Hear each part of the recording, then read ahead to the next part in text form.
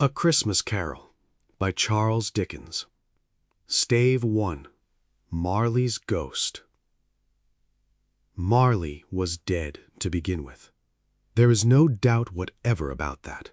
The register of his burial was signed by the clergyman, the clerk, the undertaker, and the chief mourner. Scrooge signed it.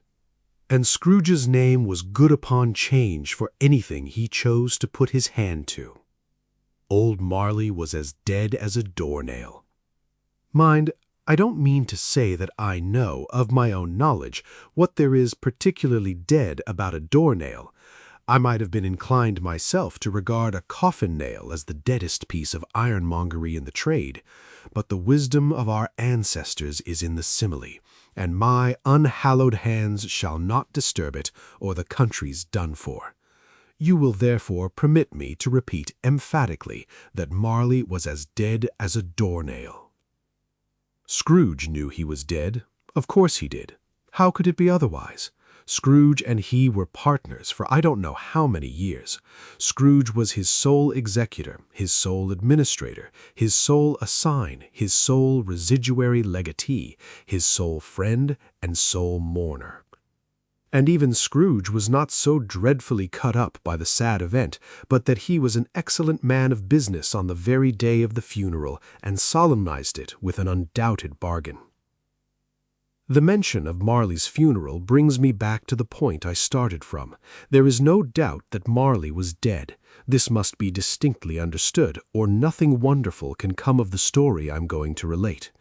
If we were not perfectly convinced that Hamlet's father died before the play began, there would be nothing more remarkable in his taking a stroll at night, in an easterly wind upon his own ramparts, than there would be in any other middle-aged gentleman rashly turning out after dark in a breezy spot, say St. Paul's churchyard, for instance, literally to astonish his son's weak mind.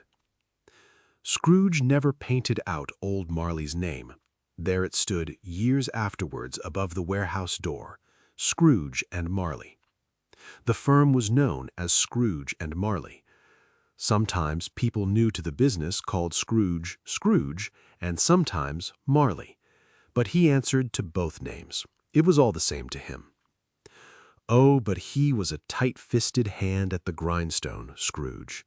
A squeezing, wrenching, grasping, scraping, clutching, covetous old sinner, hard and sharp as flint, from which no steel had ever struck out generous fire. Secret and self-contained and solitary as an oyster. The cold within him froze his old features, nipped his pointed nose, shriveled his cheek, stiffened his gait, made his eyes red, his thin lips blue, and spoke out shrewdly in his grating voice. A frosty rime was on his head and on his eyebrows and his wiry chin. He carried his own low temperature always about with him. He iced his office in the dog days and didn't thaw it 1 degree at Christmas. External heat and cold had little influence on Scrooge. No warmth could warm him, no wintry weather chill him. No wind that blew was bitterer than he, no falling snow was more intent upon its purpose, no pelting rain less open to entreaty. Foul weather didn't know where to have him. The heaviest rain and snow and hail and sleet could boast of the advantage over him in only one respect. They often came down handsomely, and Scrooge never did. Nobody ever stopped him in the street to say with gladsome looks, "My dear Scrooge, how are you? When will you come to see me?" No beggars implored him to bestow a trifle. No children asked him what o'clock it was. No man or woman ever once in all his life inquired the way to such and such a place of Scrooge. Even the blind men's dogs appeared to know him, and when they saw him coming on, would tug their owners into doorways and up courts, and then would wag their tails as though they said, "No eye at all is better than an evil eye, dark master." But what did Scrooge care? It was the very thing he liked. To edge his way along the crowded paths of life, warning all human sympathy to keep its distance, was what the knowing ones call nuts to Scrooge.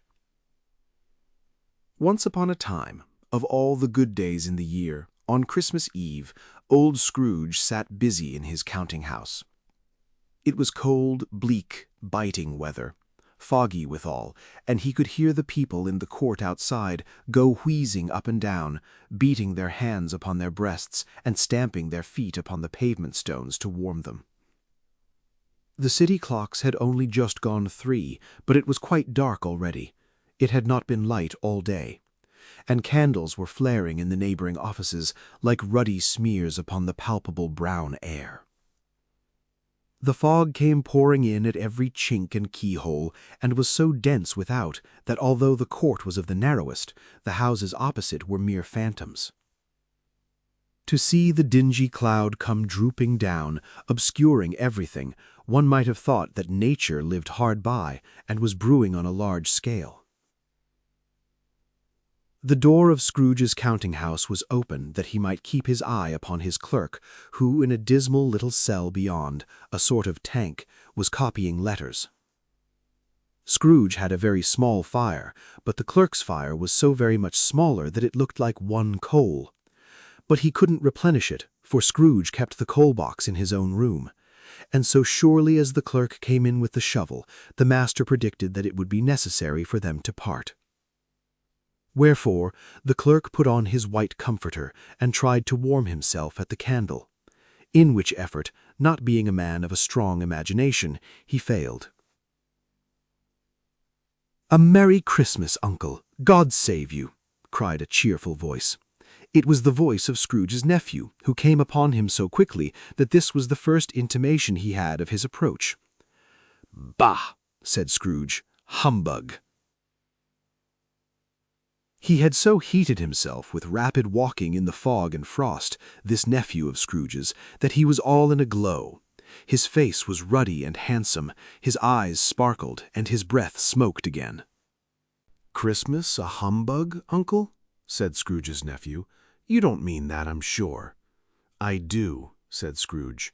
"Merry Christmas. What right have you to be merry? What reason have you to be merry? You're poor enough." "Come then," returned the nephew gaily. "What right have you to be dismal? What reason have you to be morose? You're rich enough." Scrooge, having no better answer ready on the spur of the moment, said, "Bah!" again, and followed it up with humbug. "Don't be cross, Uncle," said the nephew. "What else can I be when I live in such a world of fools as this? Merry Christmas! Out upon Merry Christmas! What's Christmas time to you but a time for paying bills without money, a time for finding yourself a year older but not an hour richer, a time for balancing your books and having every item in 'em through a round dozen of months presented dead against you? If I could work my will," said Scrooge indignantly, "every idiot who goes about with Merry Christmas on his lips should be boiled with his own pudding and buried with a stake of holly through his heart. He should." "Uncle," pleaded the nephew. "Nephew," returned the uncle sternly, "keep Christmas in your own way and let me keep it in mine." "Keep it," repeated Scrooge's nephew, "but you don't keep it." "Let me leave it alone, then," said Scrooge. "Much good may it do you, much good it has ever done you." "There are many things from which I might have derived good by which I have not profited, I dare say," returned the nephew, "Christmas among the rest. But I am sure I have always thought of Christmas time, when it has come round, apart from the veneration due to its sacred name at origin, if anything belonging to it can be apart from that, as a good time, a kind, forgiving, charitable, pleasant time, the only time I know of in the long calendar of the year when men and women seem by one consent to open their shut-up hearts freely, and to think of people below them as if they really were fellow passengers to the grave, and not another race of creatures, bound on other journeys. And therefore, Uncle, though it has never put a scrap of gold or silver in my pocket, I believe that it has done me good, and will do me good, and I say God bless it." The clerk in the tank involuntarily applauded. Becoming immediately sensible of the impropriety, he poked the fire and extinguished the last frail spark forever. "Let me hear another sound from you," said Scrooge, "and you'll keep your Christmas by losing your situation. You're quite a powerful speaker, sir," he added, turning to his nephew. "I wonder you don't go into Parliament." "Don't be angry, uncle. Come, dine with us tomorrow." Scrooge said that he would see him. Yes, indeed he did. He went the whole length of the expression, and said that he would see him in that extremity first. "But why?" cried Scrooge's nephew. "Why?" "Why did you get married?" said Scrooge. "Because I fell in love." "Because you fell in love," growled Scrooge, as if that were the only one thing in the world more ridiculous than a Merry Christmas. "Good afternoon." "Nay, uncle, but you never came to see me before that happened. Why give it as a reason for not coming now?" "Good afternoon," said Scrooge. "I want nothing from you. I ask nothing of you. Why cannot we be friends?" "Good afternoon," said Scrooge. "I am sorry with all my heart to find you so resolute. We have never had any quarrel to which I have been a party, but I have made the trial in homage to Christmas, and I'll keep my Christmas humor to the last. So a Merry Christmas, uncle." "Good afternoon," said Scrooge. "And a Happy New Year." "Good afternoon," said Scrooge. His nephew left the room without an angry word notwithstanding. He stopped at the outer door to bestow the greetings of the season on the clerk, who, cold as he was warmer than Scrooge, for he returned them cordially. "There's another fellow," muttered Scrooge, who overheard him, "my clerk, with 15 shillings a week, and a wife and family talking about a Merry Christmas. I'll retire to Bedlam." This lunatic, in letting Scrooge's nephew out, had let 2 other people in. They were portly gentlemen, pleasant to behold, and now stood with their hats off in Scrooge's office. They had books and papers in their hands, and bowed to him. "Scrooge and Marley's, I believe," said one of the gentlemen, referring to his list. "Have I the pleasure of addressing Mr. Scrooge or Mr. Marley?" "Mr. Marley has been dead these 7 years," Scrooge replied. "He died 7 years ago this very night." "We have no doubt his liberality is well represented by his surviving partner," said the gentleman, presenting his credentials. It certainly was, for they had been 2 kindred spirits. At the ominous word liberality, Scrooge frowned and shook his head and handed the credentials back. "At this festive season of the year, Mr. Scrooge," said the gentleman, taking up a pen, "it is more than usually desirable that we should make some slight provision for the poor and destitute who suffer greatly at the present time. Many thousands are in want of common necessities. Hundreds of thousands are in want of common comfort, sir." "Are there no prisons?" asked Scrooge.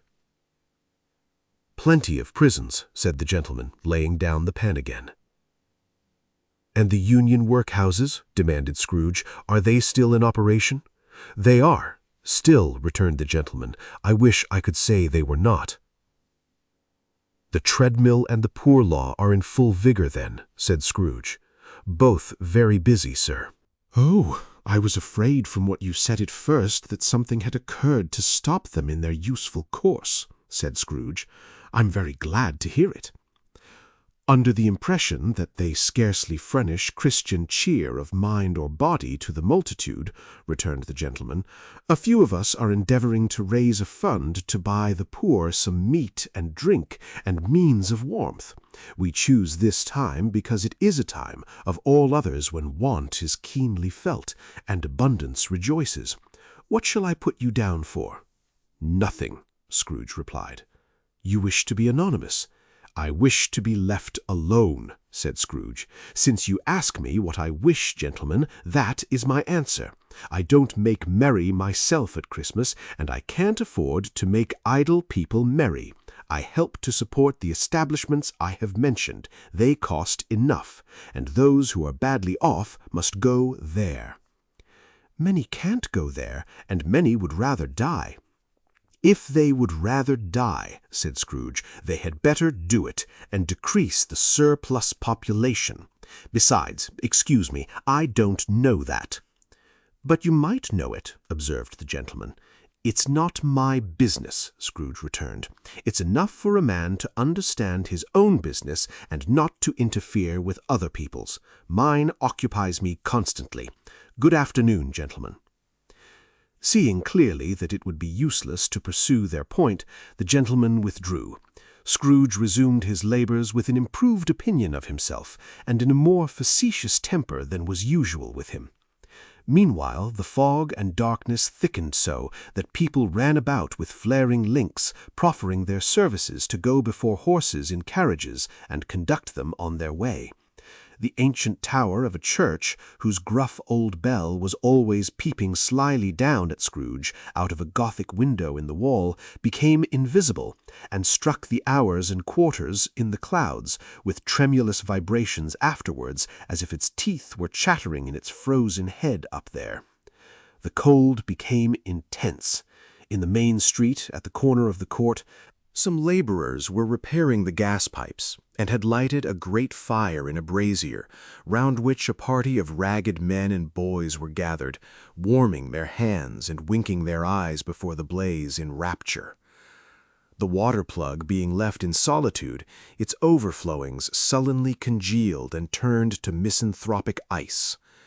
The brightness of the shops where holly sprigs and berries crackled in the lamp heat of the windows made pale faces ruddy as they passed. Poulterers' and grocers' trades became a splendid joke, a glorious pageant with which it was next to impossible to believe that such dull principles as bargain and sale had anything to do with.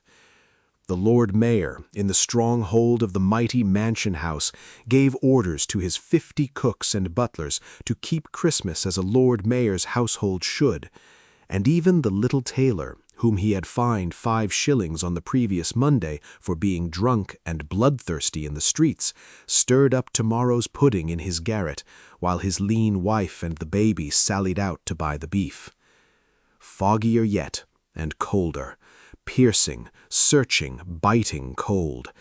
If the good St. Dunstan had but nipped the evil spirit's nose with a touch of such weather as that, then indeed he would have roared to lusty purpose. The owner of one scant young nose, gnawed and mumbled by the hungry cold as bones are gnawed by dogs, stooped down at Scrooge's keyhole to regale him with a Christmas carol.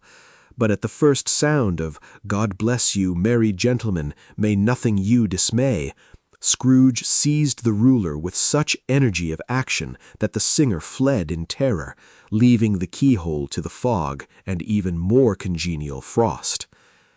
At length the hour of shutting up the counting-house arrived. With an ill will, Scrooge dismounted from his stool and tacitly admitted the fact to the expectant clerk in the tank, who instantly snuffed his candle out and put on his hat. "You'll want all day tomorrow, I suppose," said Scrooge. "If quite convenient, sir." "It's not convenient," said Scrooge, "and it's not fair. If I was to stop half a crown for it, you'd think yourself ill-used, I'll be bound." The clerk smiled faintly. "And yet," said Scrooge, "you don't think me ill-used when I pay a day's wages for no work." The clerk observed that it was only once a year. "A poor excuse for picking a man's pocket every 25th of December," said Scrooge, buttoning his greatcoat to the chin. "But I suppose you must have the whole day. Be here all the earlier next morning." The clerk promised that he would, and Scrooge walked out with a growl. The office was closed in a twinkling, and the clerk, with the long ends of his white comforter dangling below his waist, for he boasted no great coat, went down a slide on Cornhill, at the end of a lane of boys, 20 times in honor of its being Christmas Eve, and then ran home to Camden Town as hard as he could pelt to play at blindman's buff.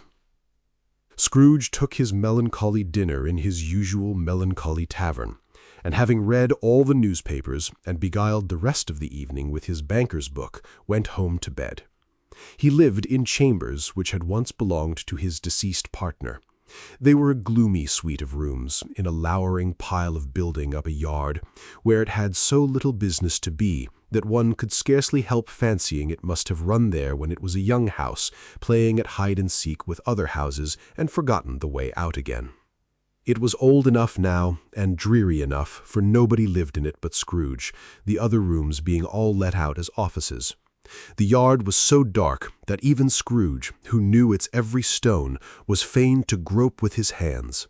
The fog and frost so hung about the black old gateway of the house that it seemed as if the genius of the weather sat in mournful meditation on the threshold. Now, it is a fact that there was nothing at all particular about the knocker on the door, except that it was very large. It is also a fact that Scrooge had seen it night and morning during his whole residence in that place. Also that Scrooge had as little of what is called fancy about it. Him as any man in the city of London, even including, which is a bold word, the corporation, aldermen, and livery. Let it also be borne in mind that Scrooge had not bestowed one thought on Marley since his last mention of his 7 years dead partner that afternoon. And then let any man explain to me, if he can, how it happened that Scrooge, having his key in the lock of the door, saw in the knocker, without its undergoing any intermediate process of change, not a knocker, but Marley's face. Marley's face. It was not in impenetrable shadow, as the other objects in the yard were, but had a dismal light about it, like a bad lobster in a dark cellar. It was not angry or ferocious, but looked at Scrooge as Marley used to look, with ghostly spectacles turned up on its ghostly forehead. The hair was curiously stirred, as if by breath or hot air, and though the eyes were wide open, they were perfectly motionless. That and its livid color made it horrible, but its horror seemed to be in spite of the face and beyond its control, rather than a part of its own expression. As Scrooge looked fixedly at this phenomenon, it was a knocker again. To say that he was not startled, or that his blood was not conscious of a terrible sensation to which it had been a stranger from infancy, would be untrue.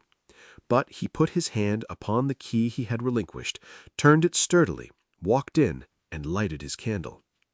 He did pause with a moment's irresolution before he shut the door, and he did look cautiously behind it first, as if he half expected to be terrified with the sight of Marley's pigtail sticking out into the hall. But there was nothing on the back of the door except the screws and nuts that held the knocker on, so he said pooh-pooh and closed it with a bang. The sound resounded through the house like thunder. Every room above and every cask in the wine merchant's cellars below appeared to have a separate peal of echoes of its own. Scrooge was not a man to be frightened by echoes. He fastened the door and walked across the hall and up the stairs, slowly too, trimming his candle as he went. You may talk vaguely about driving a coach and six up a good old flight of stairs, or through a bad young Act of Parliament, but I mean to say you might have got a hearse up that staircase and taken it broadwise, with the splinter bar towards the wall and the door towards the balustrades, and done it easy.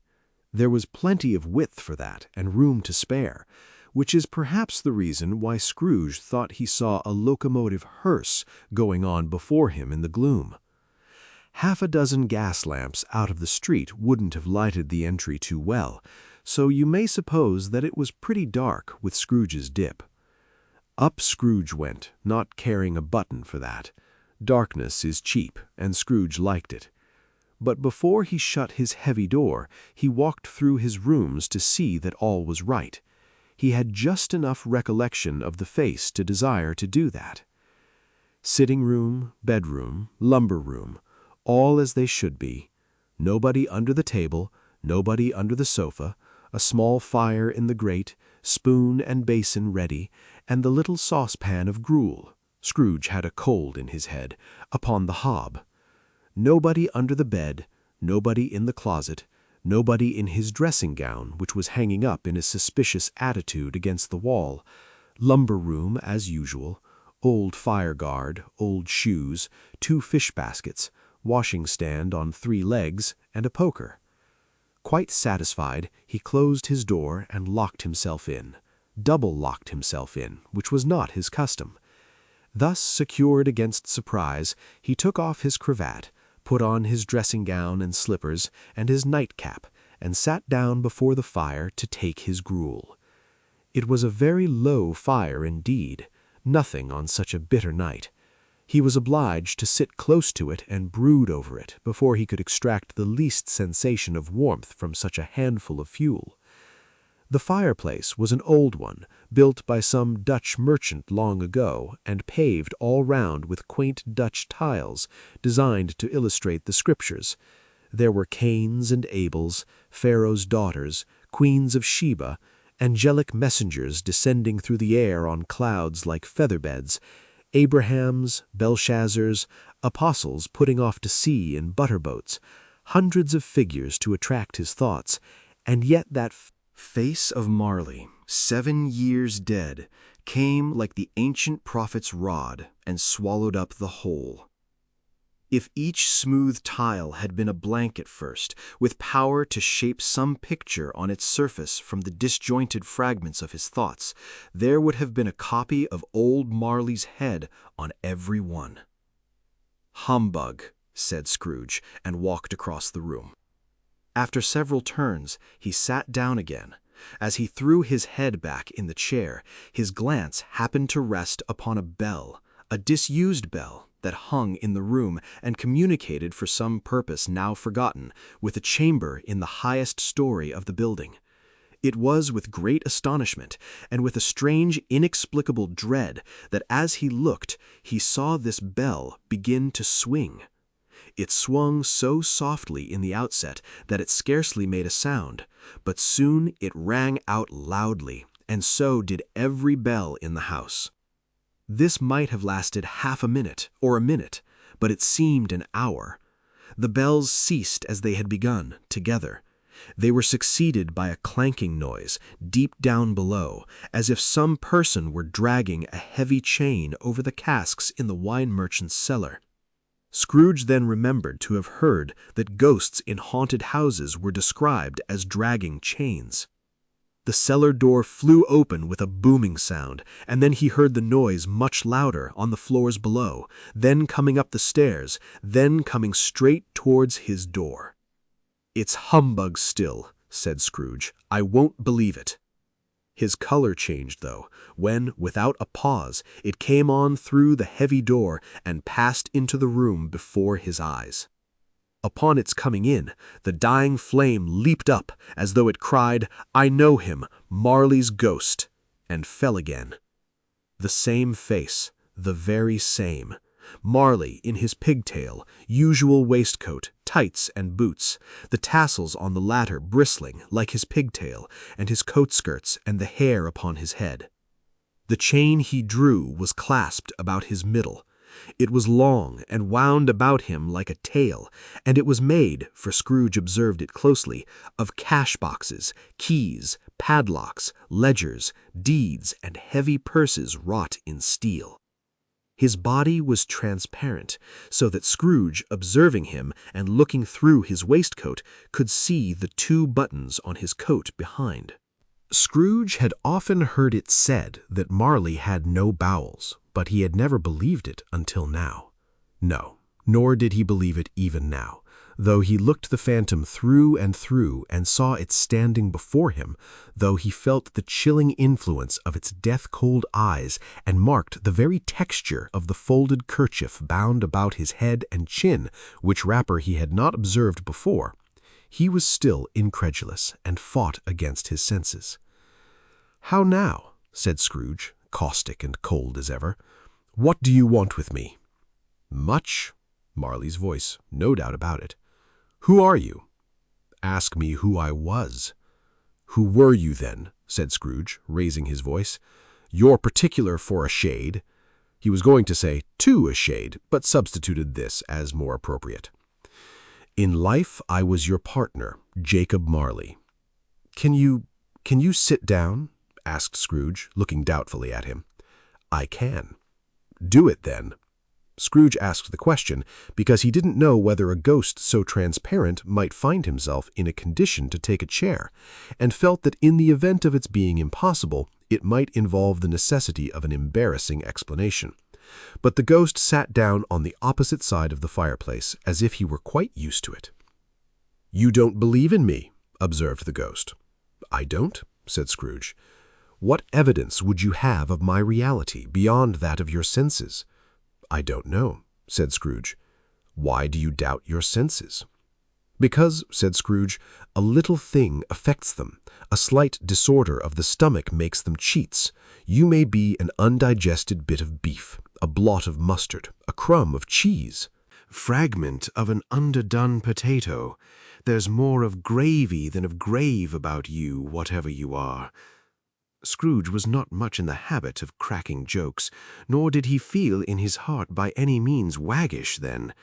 The truth is that he tried to be smart as a means of distracting his own attention and keeping down his terror, for the spectre's voice disturbed the very marrow in his bones. To sit staring at those fixed, glazed eyes in silence for a moment would play, Scrooge felt, the very deuce with him. There was something very awful, too, in the spectre's being provided with an infernal atmosphere of its own. Scrooge could not feel it himself, but this was clearly the case, for though the ghost sat perfectly motionless, its hair and skirts and tassels were still agitated as by the hot vapor from an oven. "You see this toothpick," said Scrooge, returning quickly to the charge for the reason just assigned, and wishing, though it were only for a second, to divert the vision's stony gaze from himself. "I do," replied the ghost.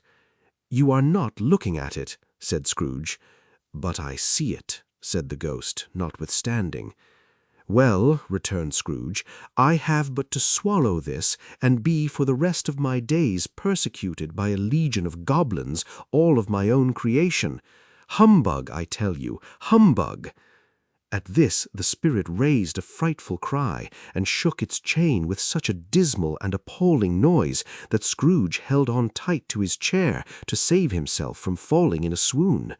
But how much greater was his horror when the phantom, taking off the bandage round its head as if it were too warm to wear indoors, its lower jaw dropped down upon its breast. Scrooge fell upon his knees and clasped his hands before his face. "Mercy," he said, "dreadful apparition, why do you trouble me?" "Man of the worldly mind, do you believe in me or not?" "I do," said Scrooge. "I must. But why do spirits walk the earth, and why do they come to me?" "It is required of every man that the spirit within him should walk abroad among his fellow men and travel far and wide. And if that spirit goes not forth in life, it is condemned to do so after death. It is doomed to wander through the world, oh, woe is me, and witness what it cannot share, but might have shared on earth and turned to happiness." Again the spectre raised a cry and shook its chain and wrung its shadowy hands. "You are fettered," said Scrooge, trembling. "Tell me why." "I wear the chain I forged in life," replied the ghost. "I made it link by link and yard by yard. I girded it on of my own free will, and of my own free will I wore it. Is its pattern strange to you?" Scrooge trembled more and more. "Or would you know," pursued the ghost, "the weight and length of the strong coil you bear yourself? It was full as heavy and as long as this 7 Christmas Eves ago. You have labored on it since. It is a ponderous chain." Scrooge glanced about him on the floor in the expectation of finding himself surrounded by some 50 or 60 fathoms of iron cable, but he could see nothing. "Jacob," he said imploringly, "old Jacob Marley, tell me more. Speak comfort to me, Jacob." "I have none to give," the ghost replied. "It comes from other regions, Ebenezer Scrooge, and is conveyed by other ministers to other kinds of men. Nor can I tell you what I would. A very little more is all permitted to me. I cannot rest, I cannot stay, I cannot linger anywhere. My spirit never walked beyond our counting-house, mark me. In life my spirit never roved beyond the narrow limits of our money-changing hole, and weary journeys lie before me." It was a habit with Scrooge, whenever he became thoughtful, to put his hands in his breeches pockets. Pondering on what the ghost had said, he did so now, but without lifting up his eyes or getting off his knees.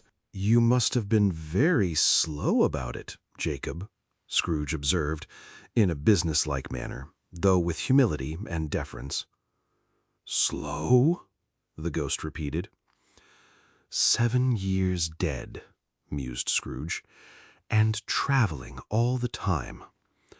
"The whole time," said the ghost. "No rest, no peace, incessant torture of remorse." "You travel fast?" said Scrooge. "On the wings of the wind," replied the ghost. "You might have got over a great quantity of ground in 7 years," said Scrooge.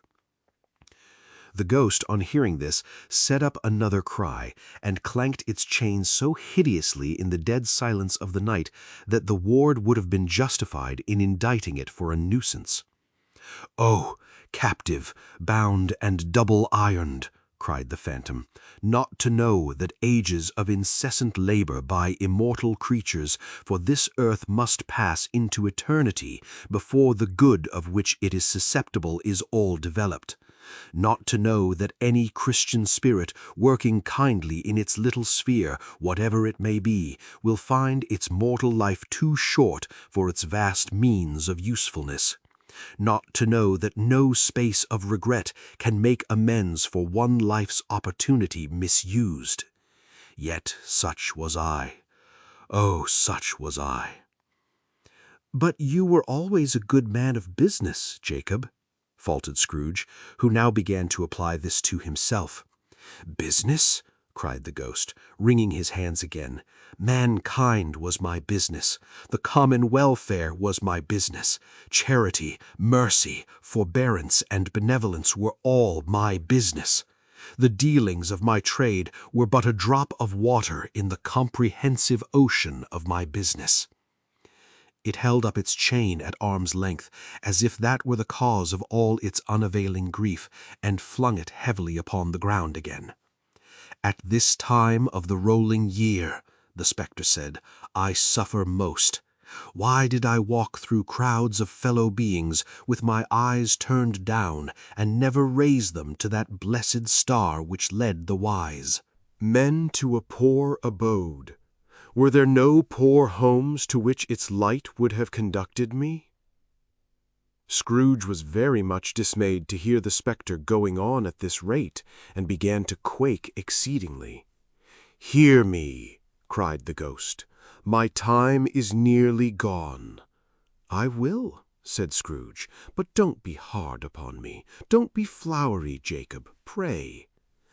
"How it is that I appear before you in a shape that you can see, I may not tell. I have sat invisible beside you many and many a day." It was not an agreeable idea. Scrooge shivered and wiped the perspiration from his brow. "That is no light part of my penance," pursued the ghost. "I am here tonight to warn you that you have yet a chance and hope of escaping my fate, a chance and hope of my procuring Ebenezer." "You were always a good friend to me," said Scrooge. "Thank'ee." "You will be haunted," resumed the ghost, "by 3 spirits." Scrooge's countenance fell almost as low as the ghost's had done. "Is that the chance and hope you mentioned, Jacob?" he demanded in a faltering voice. "It is." I think I'd rather not," said Scrooge.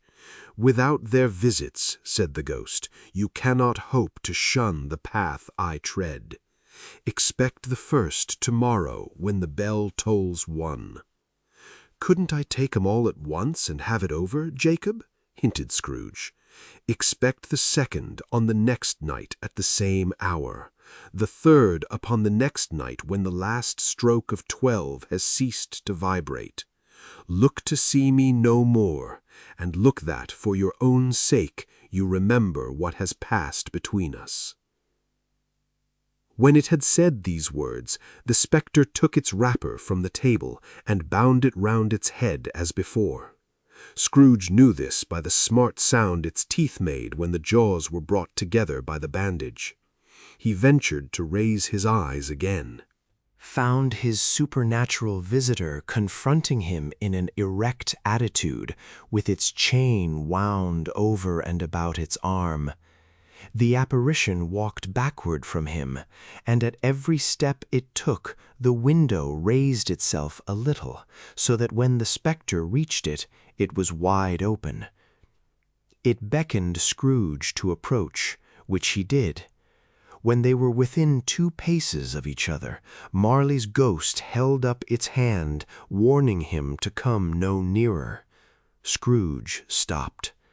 Not so much in obedience as in surprise and fear, for on the raising of the hand he became sensible of confused noises in the air, incoherent sounds of lamentation and regret, wailings inexpressibly sorrowful and self-accusatory. The spectre, after listening for a moment, joined in the mournful dirge and floated out upon the bleak, dark night. Scrooge followed to the window, desperate in his curiosity. He looked out. The air was filled with phantoms, wandering hither and thither in restless haste and moaning as they went. Every one of them wore chains like Marley's ghost. Some few, they might be guilty governments, were linked together. None were free. Many had been personally known to Scrooge in their lives. He had been quite familiar with one old ghost in a white waistcoat, with a monstrous iron safe attached to its ankle, who cried piteously at being unable to assist a wretched woman with an infant, whom it saw below upon a doorstep. The misery with them all was, clearly, that they sought to interfere for good in human matters and had lost the power forever. Whether these creatures faded into mist or mist enshrouded them, he could not tell. But they and their spirit voices faded together, and the night became as it had been when he walked home. Scrooge closed the window and examined the door by which the ghost had entered. It was double-locked, as he had locked it with his own hands, and the bolts were undisturbed. He tried to say humbug, but stopped at the first syllable. And being, from the emotion he had undergone, or the fatigues of the day, or his glimpse of the invisible world, or the dull conversation of the ghost, or the lateness of the hour, much in need of repose, went straight to bed, without undressing, and fell asleep upon the instant. Stave 2. The First of the Three Spirits. When Scrooge awoke, it was so dark that looking out of bed he could scarcely distinguish the transparent window from the opaque walls of his chamber. He was endeavoring to pierce the darkness with his ferret eyes when the chimes of a neighboring church struck the 4 quarters, so he listened for the hour. To his great astonishment, the heavy bell went on from 6 to 7, and from 7 to 8, and regularly up to 12, then stopped. 12. It was past 2 when he went to bed. The clock was wrong. An icicle must have got into the works. 12. He touched the spring of his repeater to correct this most preposterous clock. Its rapid little pulse beat 12, and stopped. "Why, it isn't possible," said Scrooge, "that I can have slept through a whole day and far into another night. It isn't possible that anything has happened to the sun, and this is 12 at noon." The idea being an alarming one, he scrambled out of bed and groped his way to the window. He was obliged to rub the frost off with the sleeve of his dressing gown before he could see anything, and could see very little then. All he could make out was that it was still very foggy and extremely cold, and that there was no noise of people running to and fro and making a great stir, as there unquestionably would have been if night had beaten off bright day and taken possession of the world. This was a great relief, because 3 days after sight of this first of exchange, pay Mr. Ebenezer Scrooge or his order, and so forth, would have become a mere United States security if there were no days to count by. Scrooge went to bed again, and thought and thought it over and over and over, and could make nothing of it. The more he thought, the more perplexed he was, and the more he endeavored not to think, the more he thought. Marley's ghost bothered him exceedingly. Every time he resolved within himself, after mature inquiry, that it was all a dream, his mind flew back again, like a strong spring released, to its first position, and presented the same problem to be worked all through. Was it a dream or not? Scrooge lay in this state until the chime had gone 3/4 more, when he remembered on a sudden that the ghost had warned him of a visitation when the bell tolled 1. He resolved to lie awake until the hour was past, and considering that he could no more go to sleep than go to heaven, this was perhaps the wisest resolution in his power. The quarter was so long that he was more than once convinced he must have sunk into a doze unconsciously and missed the clock. At length it broke upon his listening ear. Ding dong. 1/4 past, said Scrooge, counting. Ding dong. 1/2 past, said Scrooge. Ding dong. 1/4 to it, said Scrooge. Ding dong. The hour itself, said Scrooge triumphantly, and nothing else. He spoke before the hour bell sounded, which it now did with a deep, dull, hollow, melancholy 1. Light flashed up in the room upon the instant, and the curtains of his bed were drawn. The curtains of his bed were drawn aside, I tell you, by a hand. Not the curtains at his feet, nor the curtains at his back, but those to which his face was addressed. The curtains of his bed were drawn aside, and Scrooge, starting up into a half-recumbent attitude, found himself face to face with the unearthly visitor who drew them, as close to it as I am now to you, and I am standing in the spirit at your elbow. It was a strange figure, like a child, yet not so like a child as like an old man viewed through some supernatural medium, which gave him the appearance of having receded from the view and being diminished to a child's proportions. Its hair, which hung about its neck and down its back, was white as if with age, and yet the face had not a wrinkle in it, and the tenderest bloom was on the skin.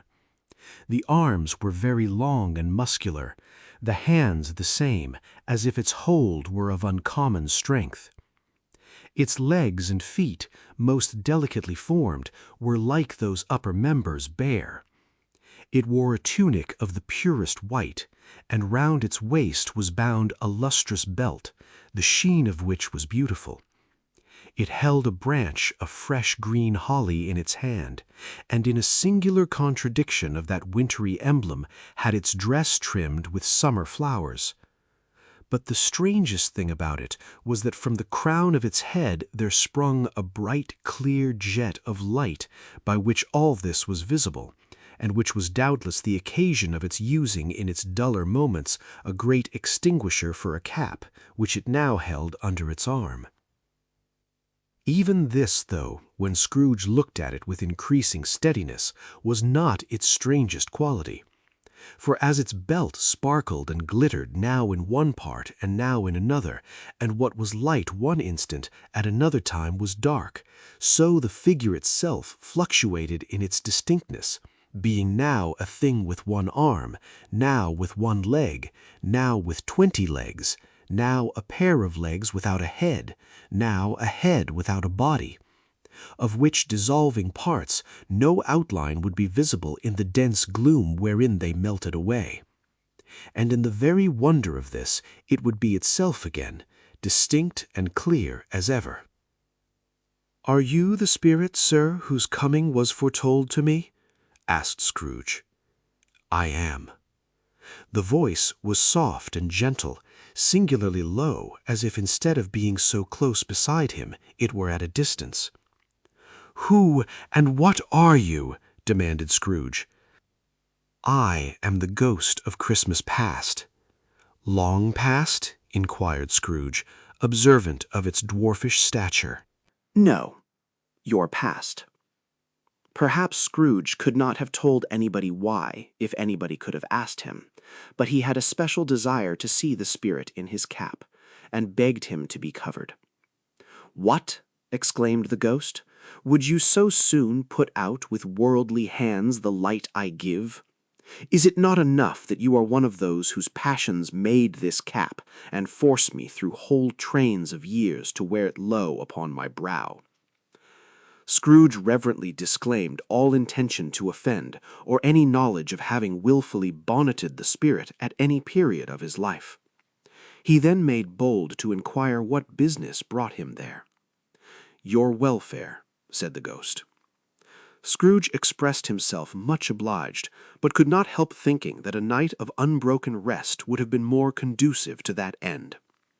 The spirit must have heard him thinking, for it said immediately, "Your reclamation, then.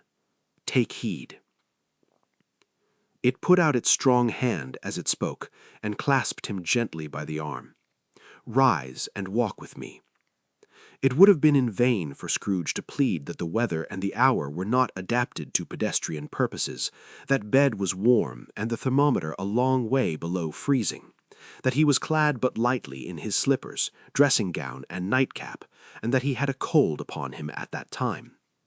The grasp, though gentle as a woman's hand, was not to be resisted. He rose, but finding that the spirit made towards the window, clasped his robe in supplication. "I am a mortal," Scrooge remonstrated, "and liable to fall." "Bear but a touch of my hand there," said the spirit, laying it upon his heart, "and you shall be upheld in more than this." As the words were spoken, they passed through the wall and stood on an open country road, with fields on either hand. The city had entirely vanished, not a vestige of it was to be seen. The darkness and the mist had vanished with it, for it was a clear, cold winter day, with snow upon the ground. "Good heavens," said Scrooge, clasping his hands together as he looked about him. "I was bred in this place. I was a boy here." The spirit gazed upon him mildly. Its gentle touch, though it had been light and instantaneous, appeared still present to the old man's sense of feeling. He was conscious of 1,000 odors floating in the air, each one connected with 1,000 thoughts and hopes and joys and cares long, long forgotten. "Your lip is trembling," said the ghost. "And what is that upon your cheek?" Scrooge muttered with an unusual catching in his voice that it was a pimple, and begged the ghost to lead him where he would. "You recollect the way?" inquired the spirit. "Remember it?" cried Scrooge with fervor. "I could walk it blindfold."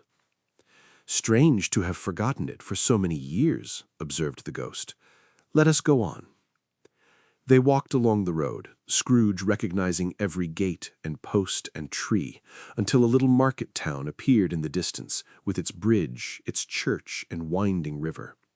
Some shaggy ponies now were seen trotting towards them with boys upon their backs, who called to other boys in country gigs and carts, driven by farmers. All these boys were in great spirits, and shouted to each other until the broad fields were so full of merry music that the crisp air laughed to hear it.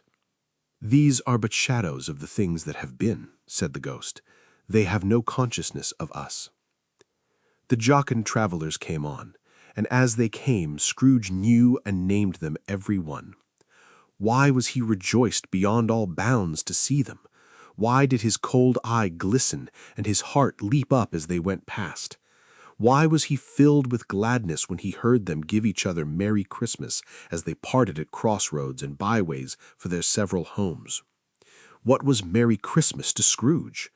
Out upon Merry Christmas! What good had it ever done to him? "The school is not quite deserted," said the ghost. "A solitary child neglected by his friends is left there still." Scrooge said he knew it, and he sobbed.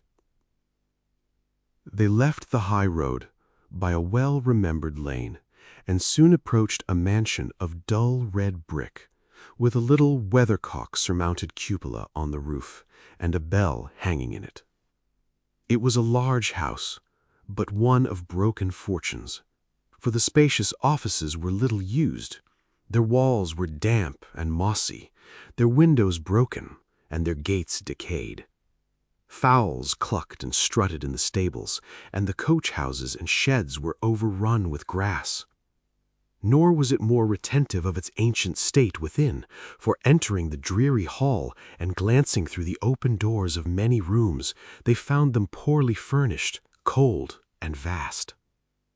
There was an earthy savor in the air, a chilly bareness in the place, which associated itself somehow with too much getting up by candlelight and not too much to eat.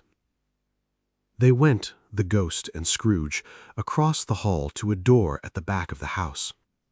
It opened before them and disclosed a long, bare, melancholy room, made barer still by lines of plain deal forms and desks. At one of these a lonely boy was reading near a feeble fire, and Scrooge sat down upon a form and wept to see his poor forgotten self as he used to be. Not a latent echo in the house, not a squeak and scuffle from the mice behind the paneling, not a drip from the half-thawed waterspout in the dull yard behind, not a sigh among the leafless boughs of one despondent pobbler, not the idle swinging of an empty storehouse door, no, not a clicking in the fire, but fell upon the heart of Scrooge with a softening influence, and gave a freer passage to his tears. The spirit touched him on the arm and pointed to his younger self, intent upon his reading. Suddenly, a man in foreign garments, wonderfully real and distinct to look at, stood outside the window with an axe stuck in his belt and leading by the bridle an ass laden with wood. "Why, it's Ali Baba!" Scrooge exclaimed in ecstasy. "It's dear old honest Ali Baba! Yes, yes, I know. One Christmas time, when yonder solitary child was left here all alone, he did come for the first time, just like that." "Poor boy! And Valentine," Scrooge said, "and his wild brother Orson. There they go. And what's his name, who was put down in his drawers asleep at the gate of Damascus? Don't you See him, and the Sultan's groom turned upside down by the genie. There he is upon his head. Serve him right. I'm glad of it. What business had he to be married to the princess?" To hear Scrooge expending all the earnestness of his nature on such subjects in a most extraordinary voice between laughing and crying, and to see his heightened and excited face, would have been a surprise to his business friends in the city indeed. "There's the parrot!" cried Scrooge. "Green body and yellow tail, with a thing like a lettuce growing out of the top of his head. There he is. Poor Robin Crusoe, he called him, when he came home after sailing round the island. Poor Robin Crusoe, where have you been, Robin Crusoe?" The man thought he was dreaming, but he wasn't. It was the parrot, you know. There goes Friday, running for his life to the little creek. "Hallo! Hoop! Halloo!" Then, with a rapidity of transition very foreign to his usual character, he said in pity for his former self, "Poor boy," and cried again. "I wish," Scrooge muttered, putting his hand in his pocket and looking about him, after drying his eyes with his cuff, "but it's too late now." "What is the matter?" asked the spirit. "Nothing," said Scrooge. "Nothing.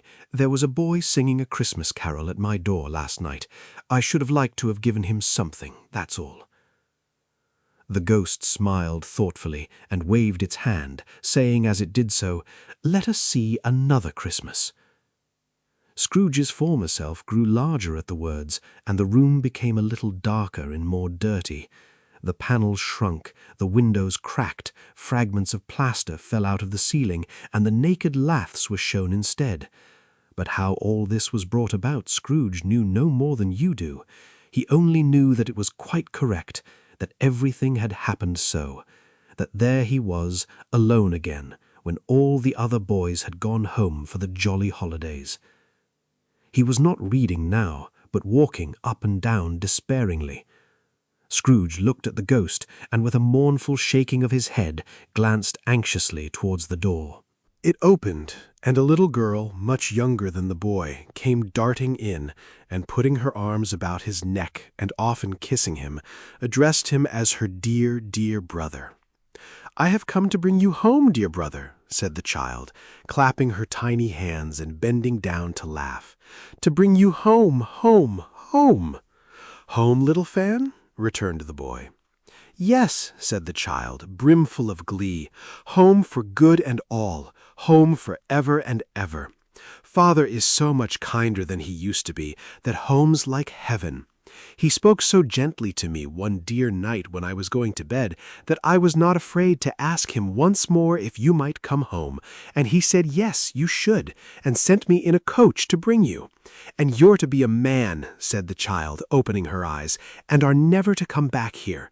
But first we're to be together all the Christmas long and have the merriest time in all the world." "You are quite a woman, little Fan," exclaimed the boy. She clapped her hands and laughed, and tried to touch his head, but being too little, laughed again, and stood on tiptoe to embrace him. Then she began to drag him in her childish eagerness towards the door, and he, nothing loath to go, accompanied her. A terrible voice in the hall cried, "Bring down Master Scrooge's box there." And in the hall appeared the schoolmaster himself, who glared on Master Scrooge with a ferocious condescension, and threw him into a dreadful state of mind by shaking hands with him. He then conveyed him and his sister into the veriest old well of a shivering best parlor that ever was seen, where the maps upon the wall and the celestial and terrestrial globes in the windows were waxy with cold. Here he produced a decanter of curiously light wine and a block of curiously heavy cake, and administered installments of those dainties to the young people, at the same time sending out a meager servant to offer a glass of something to the postboy, who answered that he thanked the gentleman, but if it was the same tap as he had tasted before, he had rather not.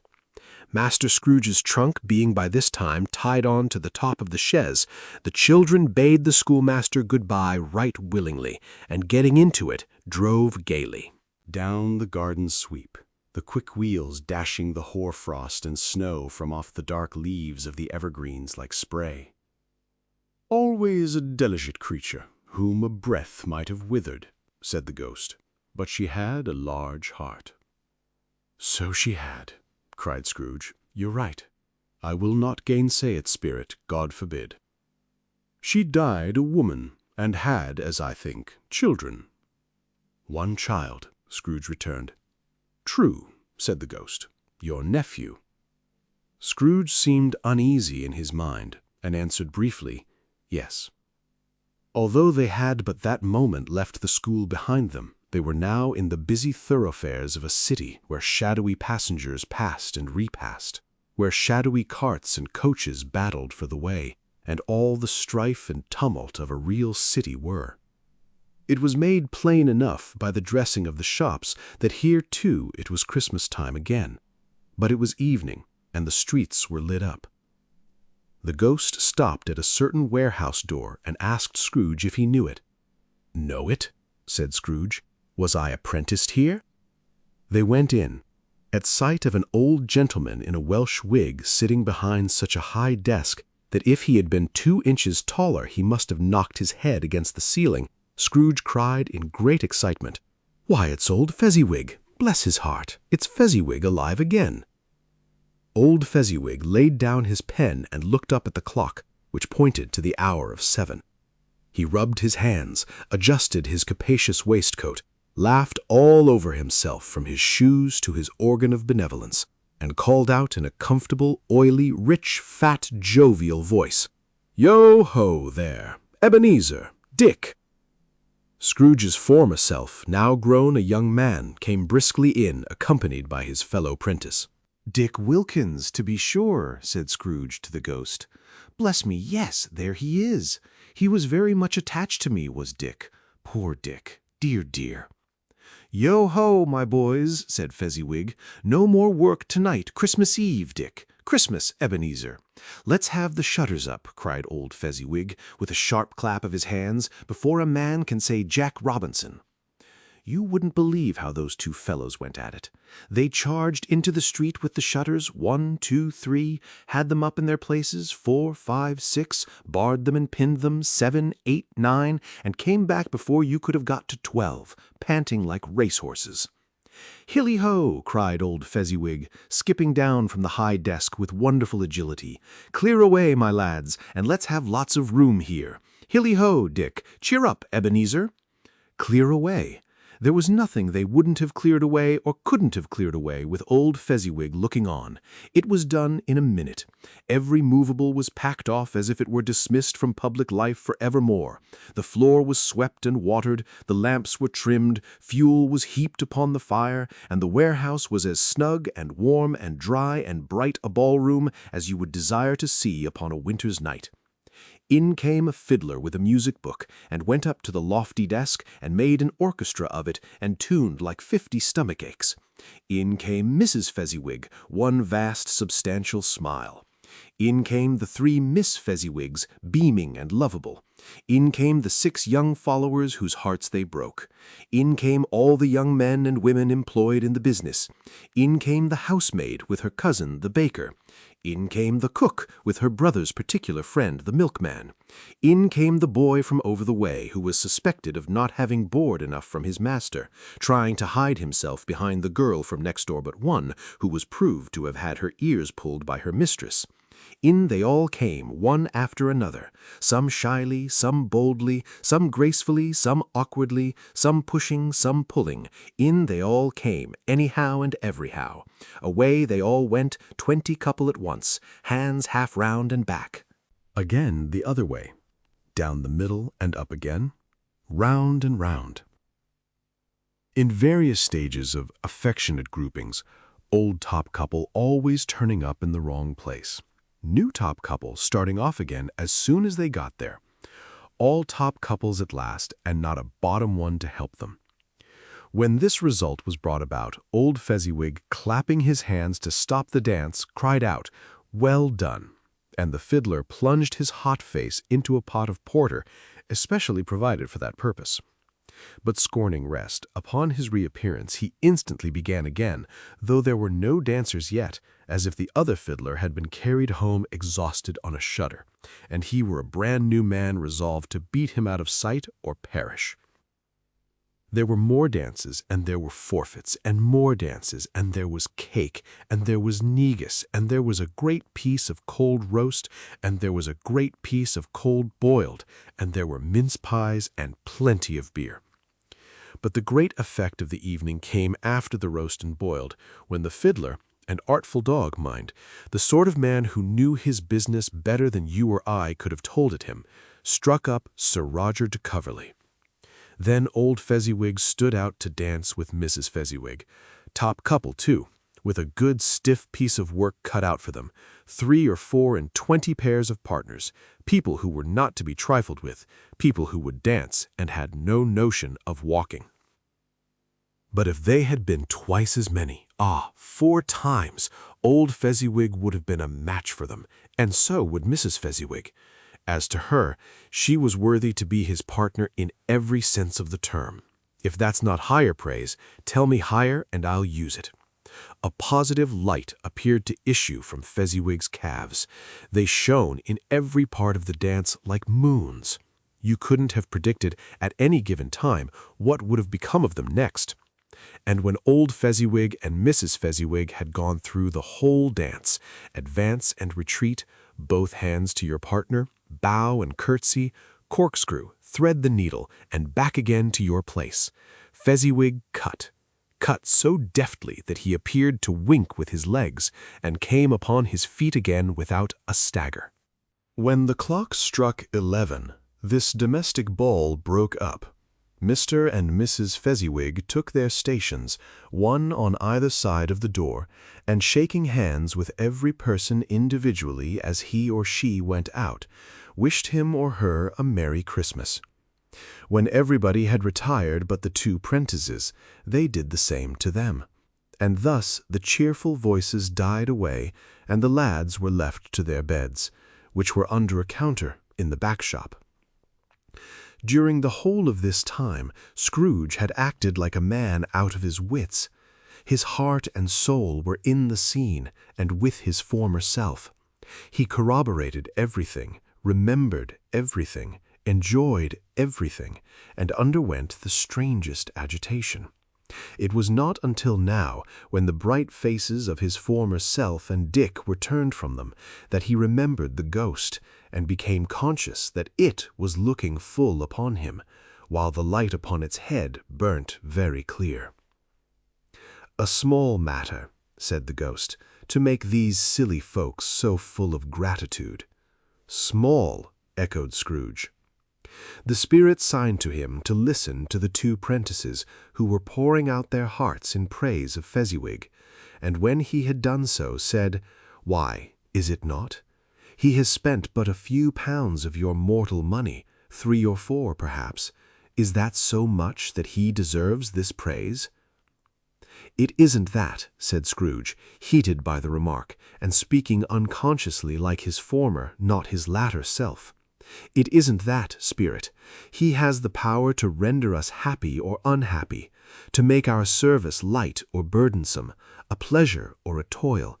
Say that his power lies in words and looks, in things so slight and insignificant that it is impossible to add and count them up. What then? The happiness he gives is quite as great as if it cost a fortune." He felt the spirit's glance and stopped. "What is the matter?" asked the ghost. "Nothing particular," said Scrooge. "Something, I think," the ghost insisted. "No," said Scrooge, "no. I should like to be able to say a word or two to my clerk just now. That's all." His former self turned down the lamps as he gave utterance to the wish, and Scrooge and the ghost again stood side by side in the open air. "My time grows short," observed the spirit. "Quick." This was not addressed to Scrooge, or to anyone whom he could see, but it produced an immediate effect. For again Scrooge saw himself. He was older now, a man in the prime of life.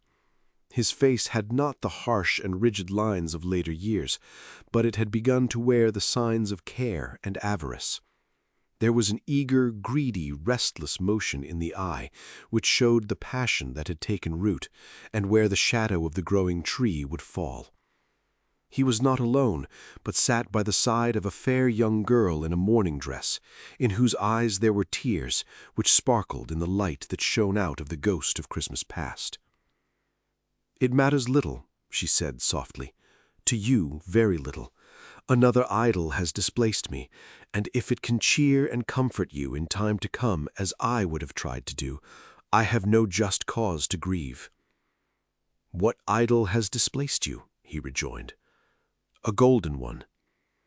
"This is the even-handed dealing of the world," he said. "There is nothing on which it is so hard as poverty, and there is nothing it professes to condemn with such severity as the pursuit of wealth." "You fear the world too much," she answered gently. "All your other hopes have merged into the hope of being beyond the chance of its sordid reproach. I have seen your nobler aspirations fall off one by one until the master passion, gain, engrosses you. Have I not?" "What then?" he retorted. "Even if I have grown so much wiser, what then? I am not changed towards you." She shook her head. "Am I? Our contract is an old one.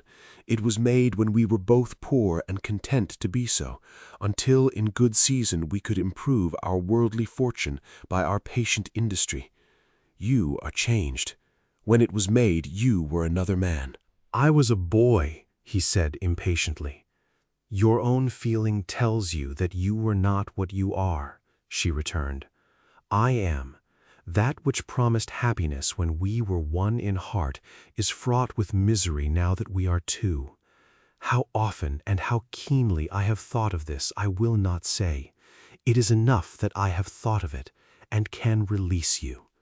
Have I ever sought release? In words, no, never. In what then? in a changed nature, in an altered spirit, in another atmosphere of life, another hope as its great end, in everything that made my love of any worth or value in your sight.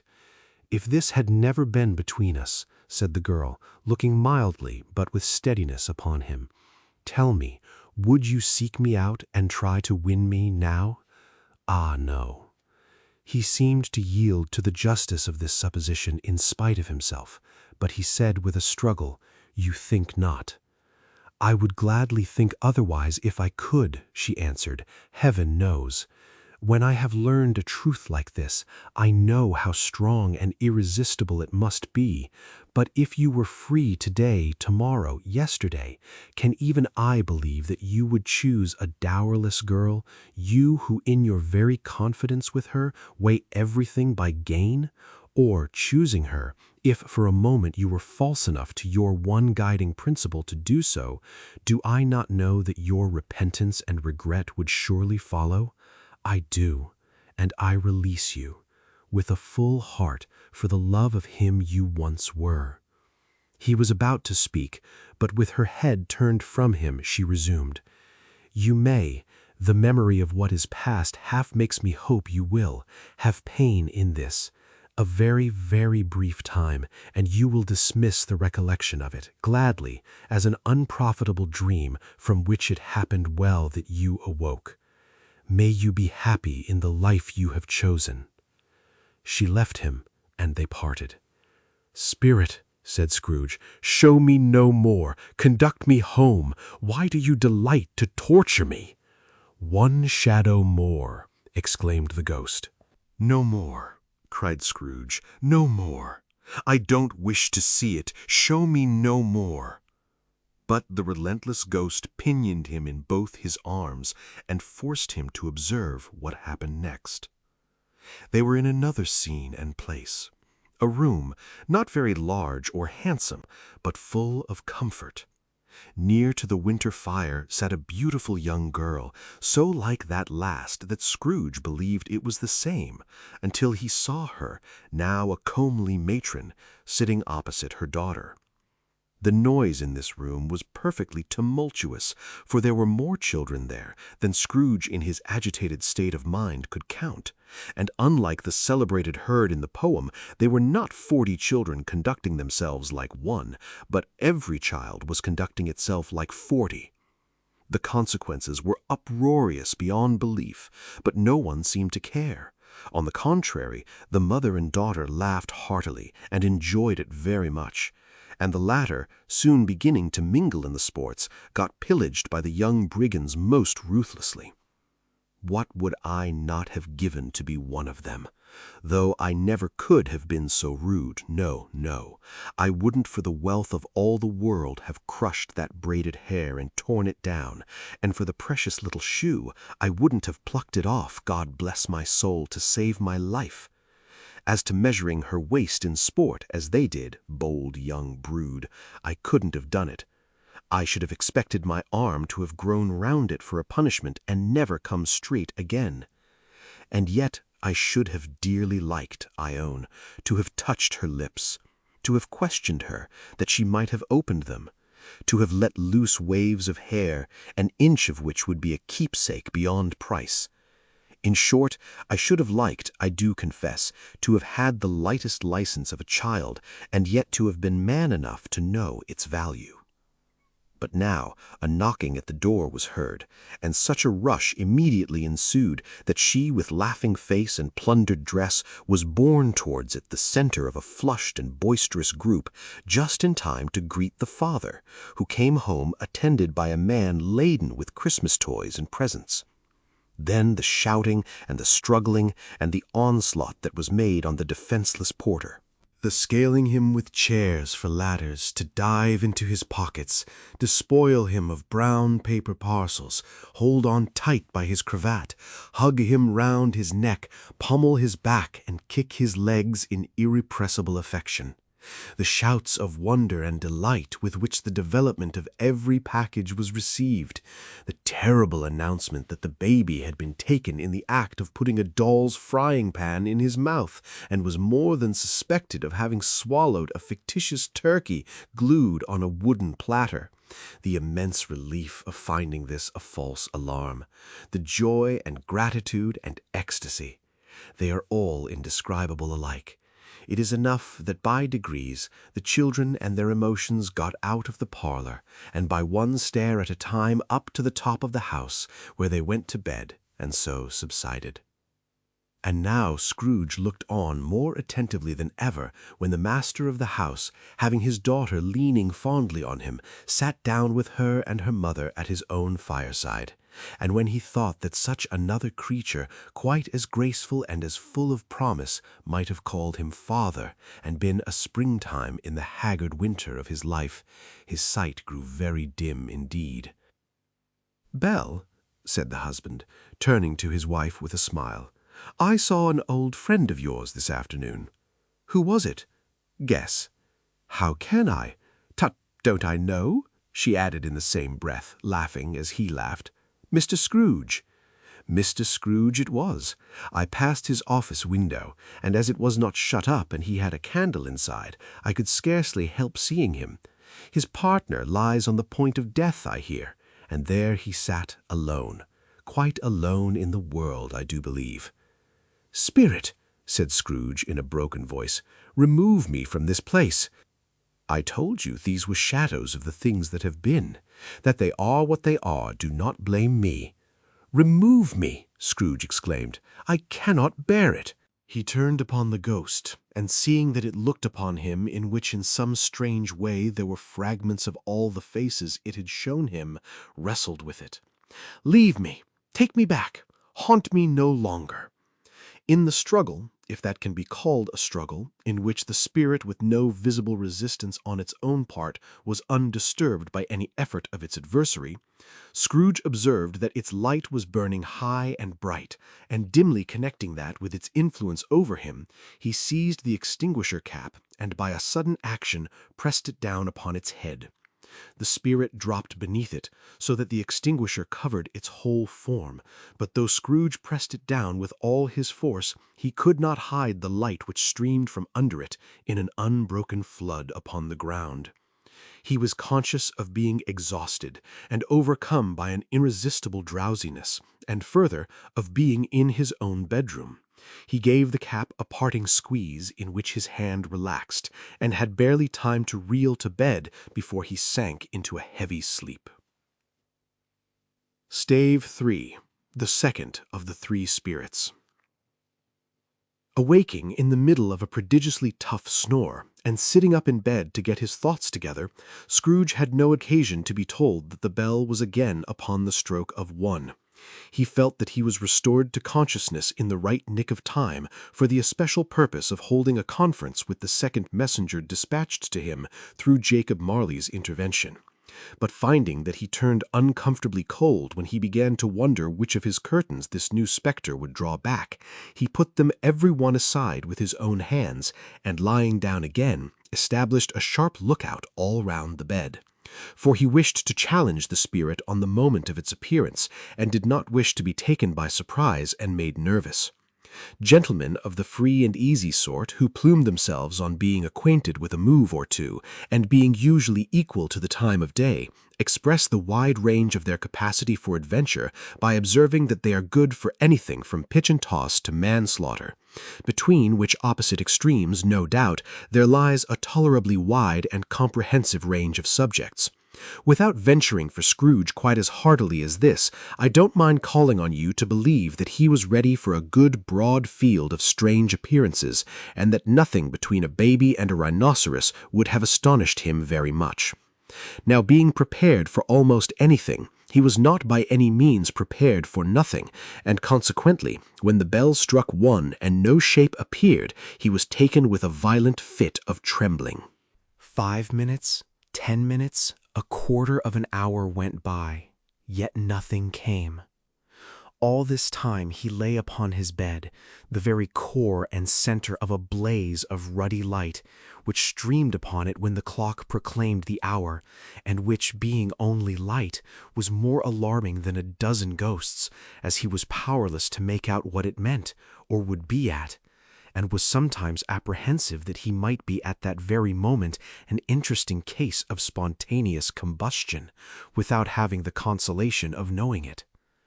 At last, however, he began to think, as you or I would have thought at first, for it is always the person not in the predicament who knows what ought to have been done in it, and would unquestionably have done it too. At last, I say, he began to think that the source and secret of this ghostly light might be in the adjoining room, from whence, on further tracing it, it seemed to shine. This idea taking full possession of his mind, he got up softly and shuffled in his slippers to the door. The moment Scrooge's hand was on the lock, a strange voice called him by his name and bade him enter. He obeyed. It was his own room, there was no doubt about that, but it had undergone a surprising transformation. The walls and ceiling were so hung with living green that it looked a perfect grove, from every part of which bright gleaming berries glistened. The crisp leaves of holly, mistletoe, and ivy reflected back the light as if so many little mirrors had been scattered there, and such a mighty blaze went roaring up the chimney as that dull petrification of a hearth had never known in Scrooge's time or Marley's, or for many and many a winter season gone.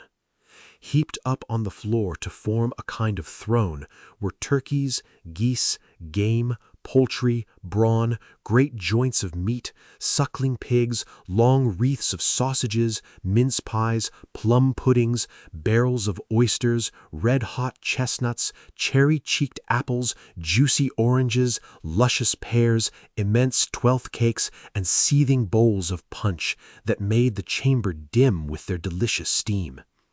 In easy state upon this couch there sat a jolly giant, glorious to see, who bore a glowing torch, in shape not unlike Plenty's horn, and held it up, high up, to shed its light on Scrooge as he came peeping round the door. "Come in," exclaimed the ghost. "Come in, and know me better, man." Scrooge entered timidly, and hung his head before this spirit. He was not the dogged Scrooge he had been, and though the spirit's eyes were clear and kind, he did not like to meet them. "I am the ghost of Christmas present," said the spirit. "Look upon me." Scrooge reverently did so. It was clothed in one simple green robe, or mantle, bordered with white fur. This garment hung so loosely on the figure that its capacious breast was bare, as if disdaining to be warded or concealed by any artifice. Its feet, observable beneath the ample folds of the garment, were also bare, and on its head it wore no other covering than a holly wreath, set here and there with shining icicles. Its dark brown curls were long and free as its genial face, its sparkling eye, its open hand, its cheery voice, its unconstrained demeanor, and its joyful air. Girded round its middle was an antique scabbard, but no sword was in it, and the ancient sheath was eaten up with rust. "You have never seen the like of me before," exclaimed the spirit. "Never," made Scrooge in answer to it. "Have never walked forth with the younger members of my family, meaning, for I am very young, my elder brothers born in these later years?" pursued the phantom. "I don't think I have," said Scrooge. "I am afraid I have not. Have you had many brothers, spirit?" "More than 1,800, said the ghost. "A tremendous family to provide for," muttered Scrooge. The ghost of Christmas present rose.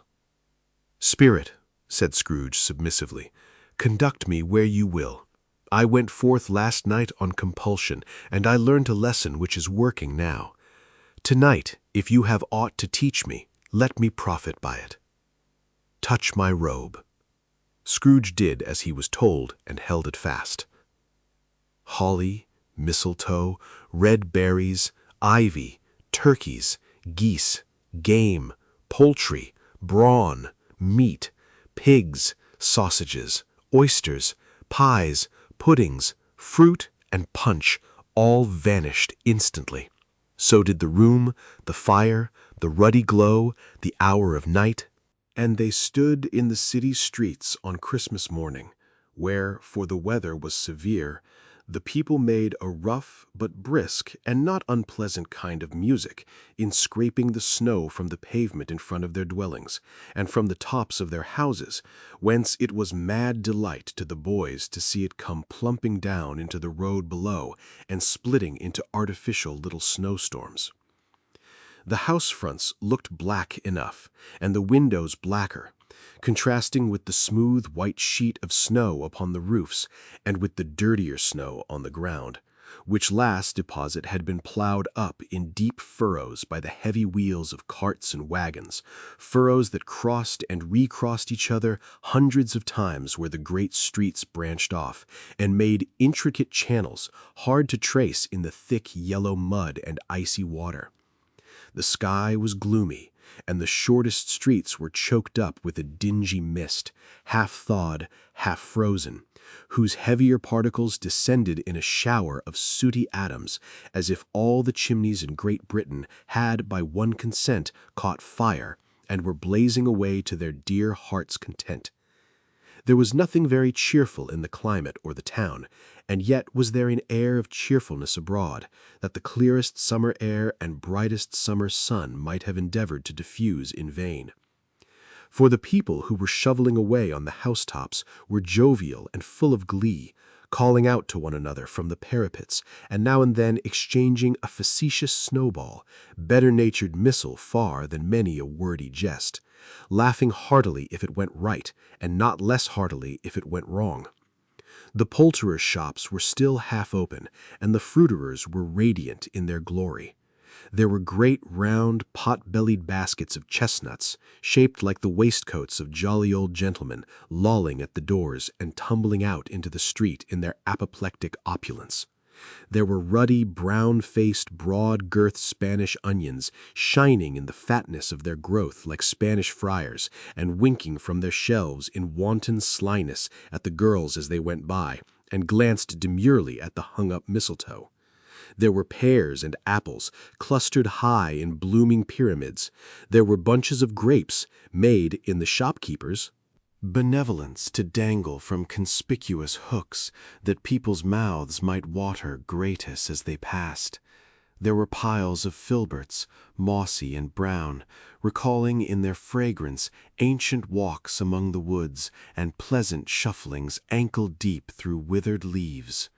There were Norfolk biffins, squat and swarthy, setting off the yellow of the oranges and lemons, and in the great compactness of their juicy persons, urgently entreating and beseeching to be carried home in paper bags and eaten after dinner.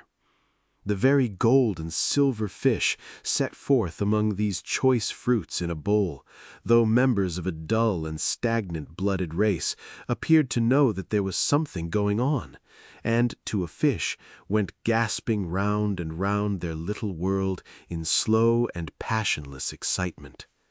The grocers, oh, the grocers, nearly closed, with perhaps 2 shutters down, or 1, but through those gaps such glimpses.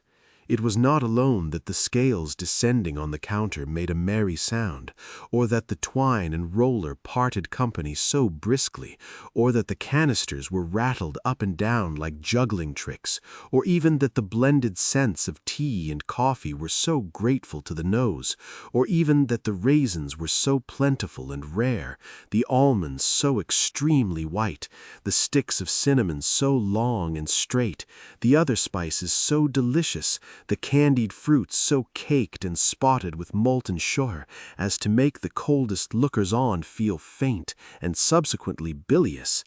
Nor was it that the figs were moist and pulpy, or that the French plums blushed in modest tartness from their highly decorated boxes, or that everything was good to eat and in its Christmas dress, but the customers were all so hurried and so eager in the hopeful promise of the day that they tumbled up against each other at the door, crashing their wicker baskets wildly, and left their purchases on the counter, and came running back to fetch them, and committed hundreds of the like mistakes in the best humor possible, while the grocer and his people were so frank and fresh that the polished hearts with which they fastened their aprons behind might have been their own, worn outside for general inspection and for Christmas daws to peck at if they chose. But soon the steeples called good people all to church and chapel, and away they came, flocking through the streets in their best clothes and with their gayest faces. And at the same time there emerged from scores of by-streets, lanes, and nameless turnings innumerable people carrying their dinners to the bakers' shops. The sight of these poor revelers appeared to interest the spirit very much, for he stood with Scrooge beside him in a baker's doorway, and taking off the covers as their bearers passed, sprinkled incense on their dinners from his torch. And it was a very uncommon kind of torch, for once or twice when there were angry words between some dinner carriers who had jostled each other, he shed a few drops of water on them from it, and their good humor was restored directly. For they said it was a shame to quarrel upon Christmas Day. And so it was. God love it, so it was. In time the bells ceased, and the bakers were shut up. And yet there was a genial shadowing forth of all these dinners in the progress of their cooking in the thawed blotch of wet above each baker's oven, where the pavement smoked as if its stones were cooking too. "Is there a peculiar flavor in what you sprinkle from your torch?" asked Scrooge. "There is, my own." "Would it apply to any kind of dinner on this day?" asked Scrooge.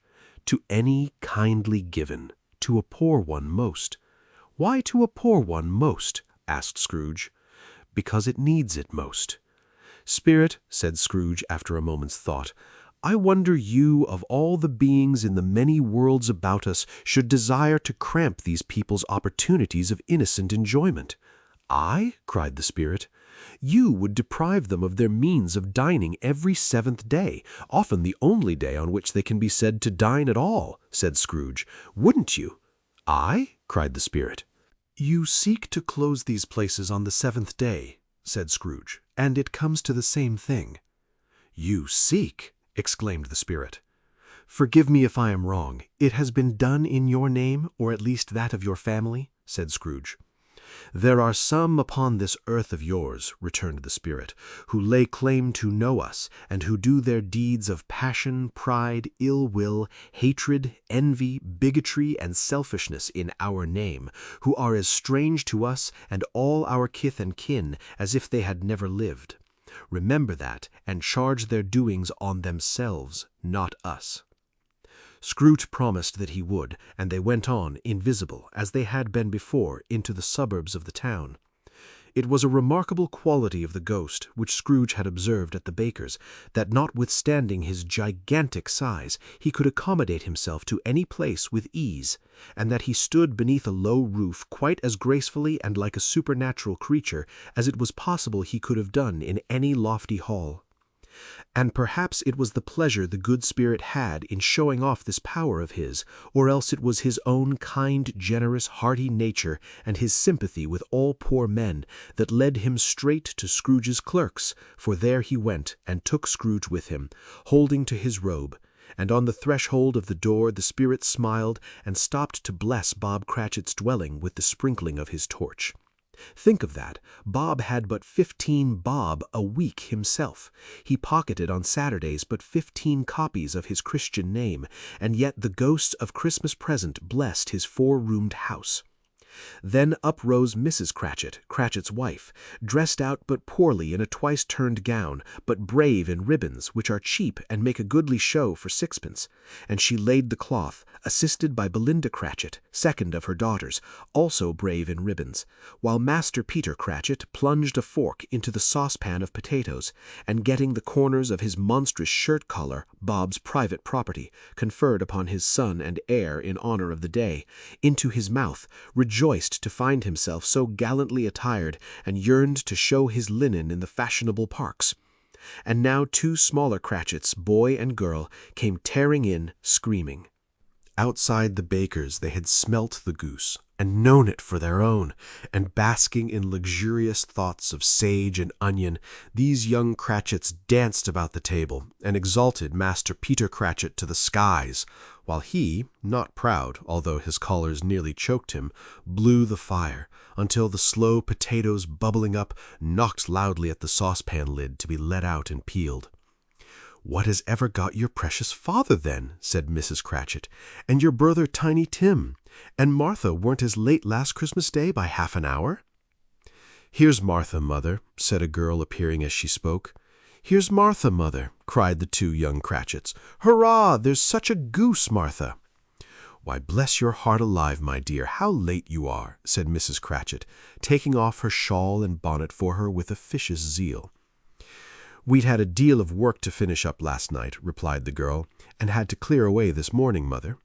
"Well, never mind so long as you are come," said Mrs. Cratchit. "Sit ye down before the fire, my dear, and have a warm, Lord bless you." "No, no, there's father coming," cried the 2 young Cratchits, who were everywhere at once. "Hide, Martha, hide." So Martha hid herself, and in came little Bob, the father, with at least 3 feet of comforter exclusive of the fringe hanging down before him, and his threadbare clothes darned up and brushed to look seasonable, and Tiny Tim on his shoulder. Alas for Tiny Tim, he bore a little crutch, and had his limbs supported by an iron frame. "Why, where's our Martha?" cried Bob Cratchit, looking round. "Not coming," said Mrs. Cratchit. "Not coming," said Bob with a sudden declension in his high spirits, for he had been Tim's blood horse all the way from church, and had come home rampant. "Not coming upon Christmas Day?" Martha didn't like to see him disappointed, if it were only in joke, so she came out prematurely from behind the closet door and ran into his arms, while the 2 young Cratchits hustled Tiny Tim, and bore him off into the wash-house, that he might hear the pudding singing in the copper.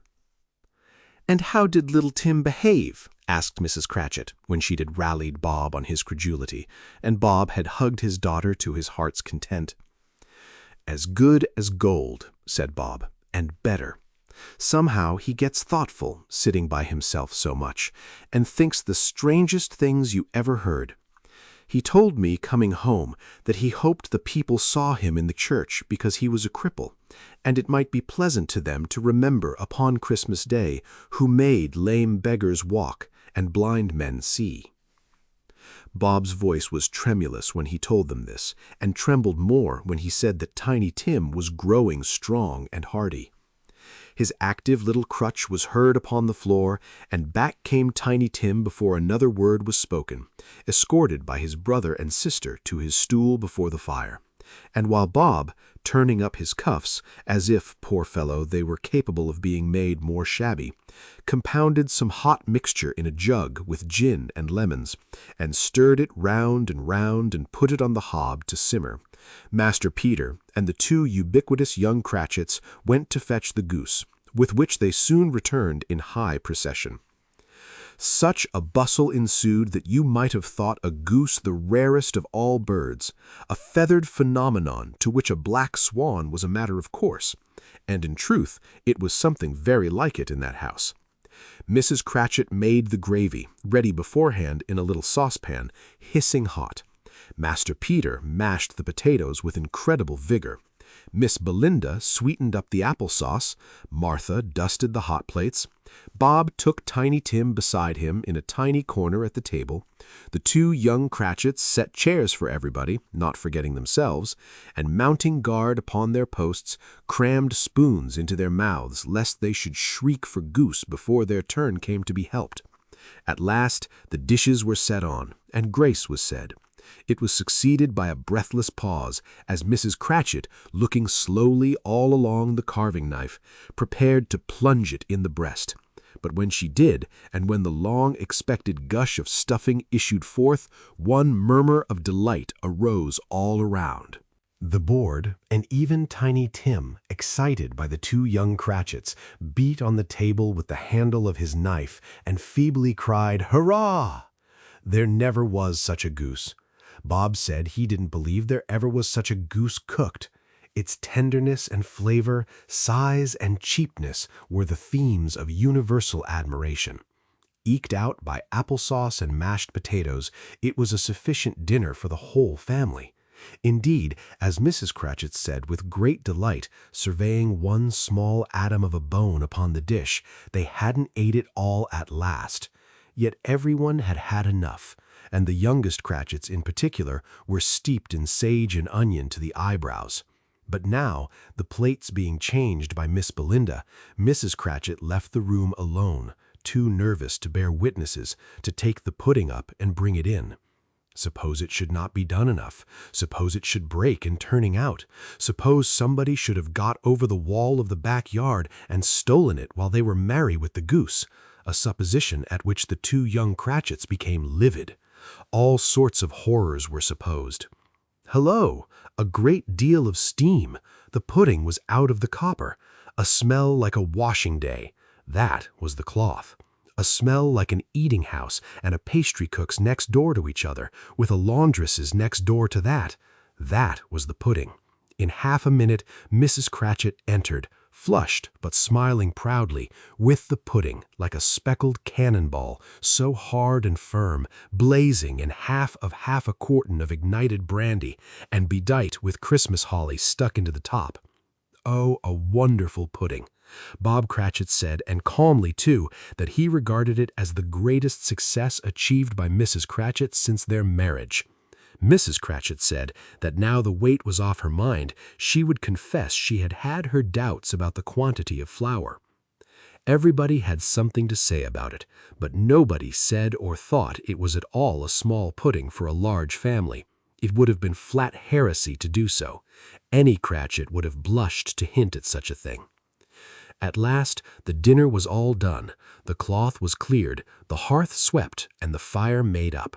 The compound in the jug being tasted and considered perfect, apples and oranges were put upon the table, and a shovelful of chestnuts on the fire. Then all the Cratchit family drew round the hearth, in what Bob Cratchit called a circle, meaning half of one. And at Bob Cratchit's elbow stood the family display of glass, 2 tumblers, and a custard cup without a handle. These held the hot stuff from the jug, however, as well as golden goblets would have done, and Bob served it out with beaming looks, while the chestnuts on the fire sputtered and cracked noisily. Then Bob proposed, "A Merry Christmas to us all, my dears. God bless us," which all the family re-echoed. "God bless us every one," said Tiny Tim, the last of all. He sat very close to his father's side upon his little stool. Bob held his withered little hand in his, as if he loved the child and wished to keep him by his side, and dreaded that he might be taken from him. "Spirit," said Scrooge, with an interest he had never felt before, "tell me if Tiny Tim will live." "I see a vacant seat," replied the ghost, "in the poor chimney corner, and a crutch without an owner, carefully preserved. If these shadows remain unaltered by the future, the child will die." "No, no," said Scrooge. "Oh, no, kind spirit, say he will be spared." "If these shadows remain unaltered by the future, none other of my race will find him here. What then? If he be like to die, he had better do it, and decrease the surplus population." Scrooge hung his head to hear his own words quoted by the spirit, and was overcome with penitence and grief. "Man," said the ghost, "if man you be in heart, not adamant, forbear that wicked cant until you have discovered what the surplus is, and where it is. Will you decide what men shall live, what men shall die? It may be that in the sight of heaven you are more worthless and less fit to live than millions like this poor man's child. O God, to hear the insect on the leaf pronouncing on the too much life among his hungry brothers in the dust. Scrooge bent before the ghost's rebuke, and trembling cast his eyes upon the ground. But he raised them speedily on hearing his own name. "Mr. Scrooge," said Bob, "I'll give you Mr. Scrooge, the founder of the feast." "The founder of the feast, indeed!" cried Mrs. Cratchit, reddening. "I wish I had him here. I'd give him a piece of my mind to feast upon, and I hope he'd have a good appetite for it." "My dear," said Bob, "the children, Christmas Day." "It should be Christmas Day, I am sure," said she, "on which one drinks the health of such an odious, stingy, hard, unfeeling man as Mr. Scrooge. You know he is, Robert. Nobody knows it better than you do, poor fellow." "My dear," was Bob's mild answer, "Christmas Day." "I'll drink his health for your sake, and the day's," said Mrs. Cratchit, "not for his. Long life to him, a Merry Christmas and a Happy New Year. He'll be very merry and very happy, I have no doubt." The children drank the toast after her. It was the first of their proceedings which had no heartiness. Tiny Tim drank it last of all, but he didn't care tuppence for it. Scrooge was the ogre of the family. The mention of his name cast a dark shadow on the party, which was not dispelled for full 5 minutes. After it had passed away, they were 10 times merrier than before from the mere relief of Scrooge the Baleful being done with. Bob Cratchit told them how he had a situation in his eye for Master Peter, which would bring in, if obtained, full 5 and 6pence weekly. The 2 young Cratchits laughed tremendously at the idea of Peter being a man of business, and Peter himself looked thoughtfully at the fire from between his collars, as if he were deliberating what particular investments he should favor when he came into the receipt of that bewildering income. Martha, who was a poor apprentice at a milliner's, then told them what kind of work she had to do, and how many hours she worked at a stretch, and how she meant to lie abed tomorrow morning for a good long rest. Tomorrow being a holiday, she passed at home. Also, how she had seen a countess and a lord some days before, and how the lord was much about as tall as Peter, at which Peter pulled up his collars so high that you couldn't have seen his head if you had been there.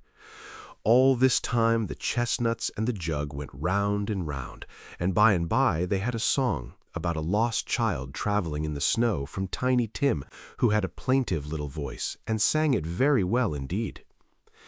There was nothing of high mark in this. They were not a handsome family. They were not well dressed. The shoes were far from being waterproof. Their clothes were scanty, and Peter might have known, and very likely did, the inside of a pawnbroker's. But they were happy, grateful, pleased with one another, and contented with the time, and when they faded, and looked happier yet in the bright sprinklings of the spirit's torch at parting, Scrooge had his eye upon them, and especially on Tiny Tim until the last. By this time it was getting dark and snowing pretty heavily, and as Scrooge and the spirit went along the streets, the brightness of the roaring fires in kitchens, parlors, and all sorts of rooms was wonderful. Here the flickering of the blaze showed preparations for a cozy dinner, with hot plates baking through and through before the fire, and deep red curtains ready to be drawn to shut out cold and darkness. There all the children of the house were running out into the snow to meet their married sisters, brothers, cousins, aunts, uncles, and be the first to greet them. Here again were shadows on the window blind of guests assembling, and there a group of handsome girls, all hooded and fur-booted, and all chattering at once, tripped lightly off to some near neighbor's house, where woe upon the single man who saw them enter, artful witches well they knew it, in a glow. But if you had judged from the numbers of people on their way to friendly gatherings, you might have thought that no one was at home to give them welcome when they got there, instead of every house expecting company and piling up its fires half chimney high. Blessings on it, how the ghost exulted, how it bared its breadth of breast, and opened its capacious palm, and floated on, outpouring with a generous hand its bright and harmless mirth on everything within its reach. The very lamplighter who ran on before, dotting the dusky street with specks of light, and who was dressed to spend the evening somewhere, laughed out loudly as the spirit passed, though little kenned the light-lamper that he had any company but Christmas. And now, without a word of warning from the ghost, they stood upon a bleak and desert moor, where monstrous masses of rude stone were cast about, as though it were the burial place of giants, and water spread itself wheresoever it listed or would have done so but for the frost that held it prisoner. And nothing grew but moss and furze and coarse, rank grass. Down in the west, the setting sun had left a streak of fiery red, which glared upon the desolation for an instant like a sullen eye, and frowning lower, lower, lower yet, was lost in the thick gloom of darkest night. "What place is this?" asked Scrooge.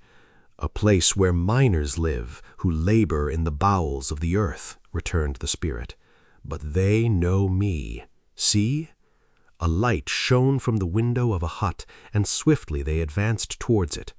Passing through the wall of mud and stone, they found a cheerful company assembled round a glowing fire.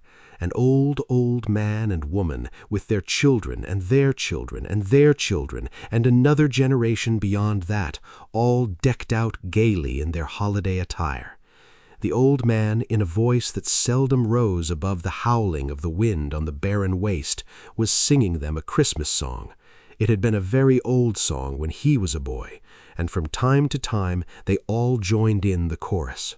So surely as they raised their voices, the old man got quite blithe and loud, and so surely as they stopped, his vigor sank again.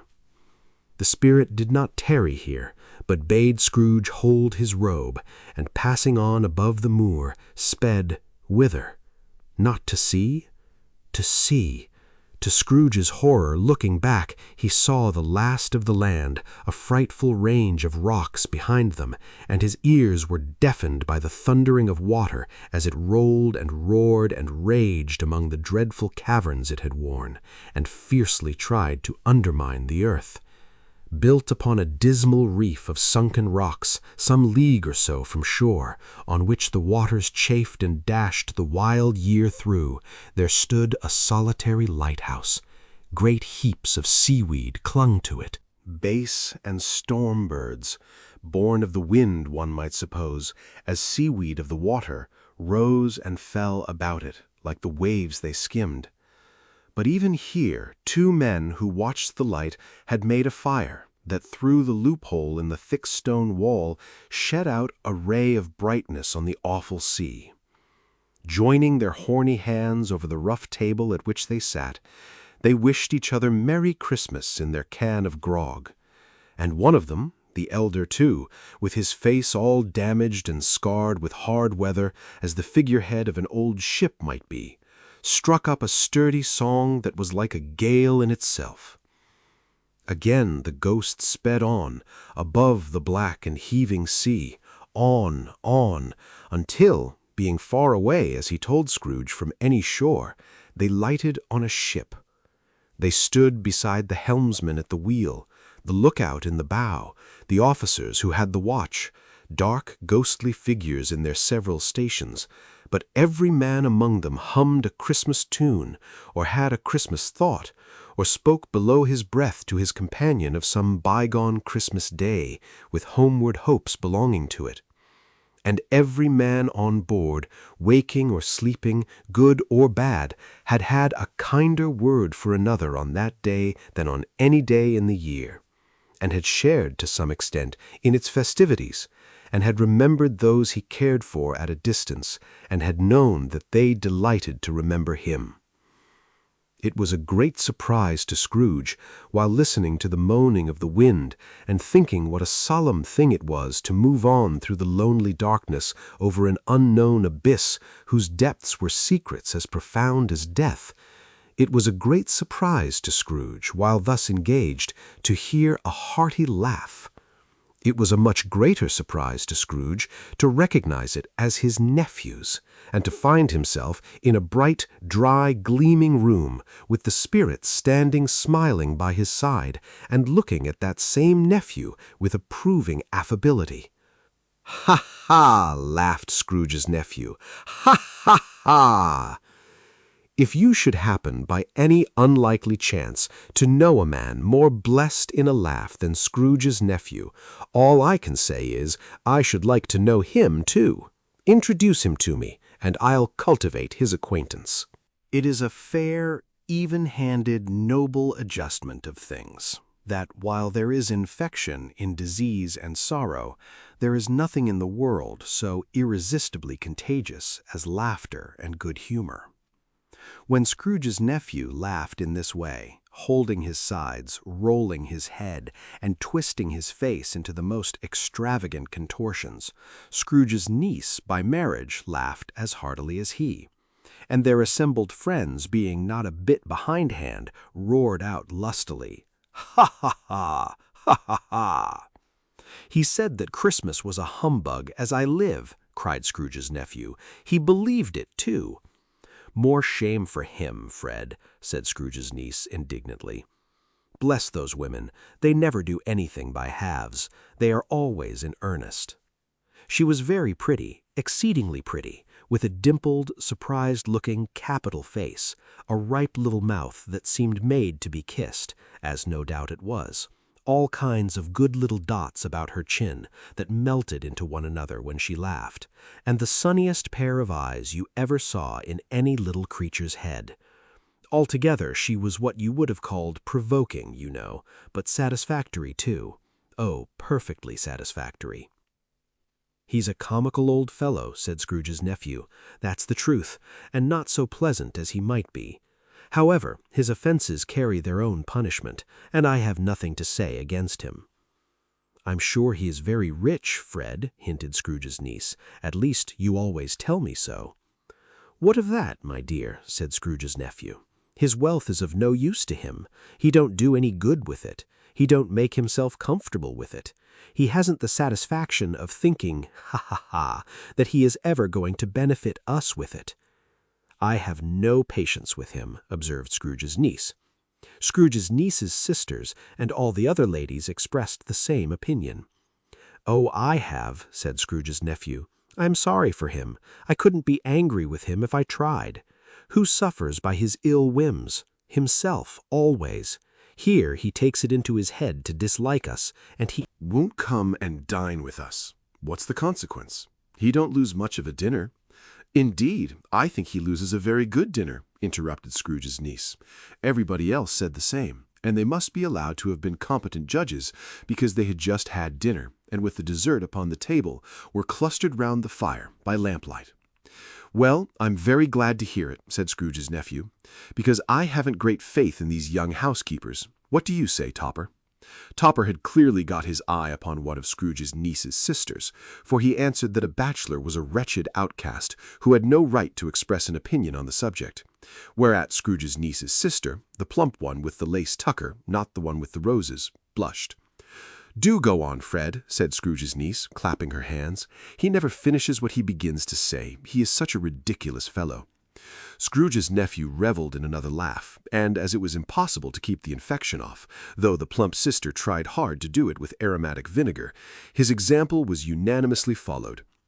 "I was only going to say," said Scrooge's nephew, "that the consequence of his taking a dislike to us, and not making merry with us, is, as I think, that he loses some pleasant moments which could do him no harm. I am sure he loses pleasanter companions than he can find in his own thoughts, either in his mouldy old office or dusty chambers. I mean to give him the same chance every year, whether he likes it or not, for I pity him. He may rail at Christmas till he dies, but he can't help thinking better of it. I defy him, if he finds me going there in good temper year after year, and saying, 'Uncle Scrooge, how are you?' If it only puts him in the vein to leave his poor clerk £50, that's something, and I think I shook him yesterday." It was their turn to laugh now at the notion of his shaking Scrooge, but being thoroughly good-natured, and not much caring what they laughed at, so that they laughed at any rate, he encouraged them in their merriment, and passed the bottle joyously. After tea, they had some music, for they were a musical family, and knew what they were about when they sung a glee or catch, I can assure you.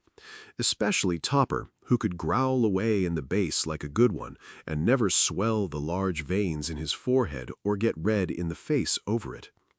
Scrooge's niece played well upon the harp, and played, among other tunes, a simple little air, a mere nothing, you might learn to whistle it in 2 minutes, which had been familiar to the child who fetched Scrooge from the boarding school, as he had been reminded by the ghost of Christmas past.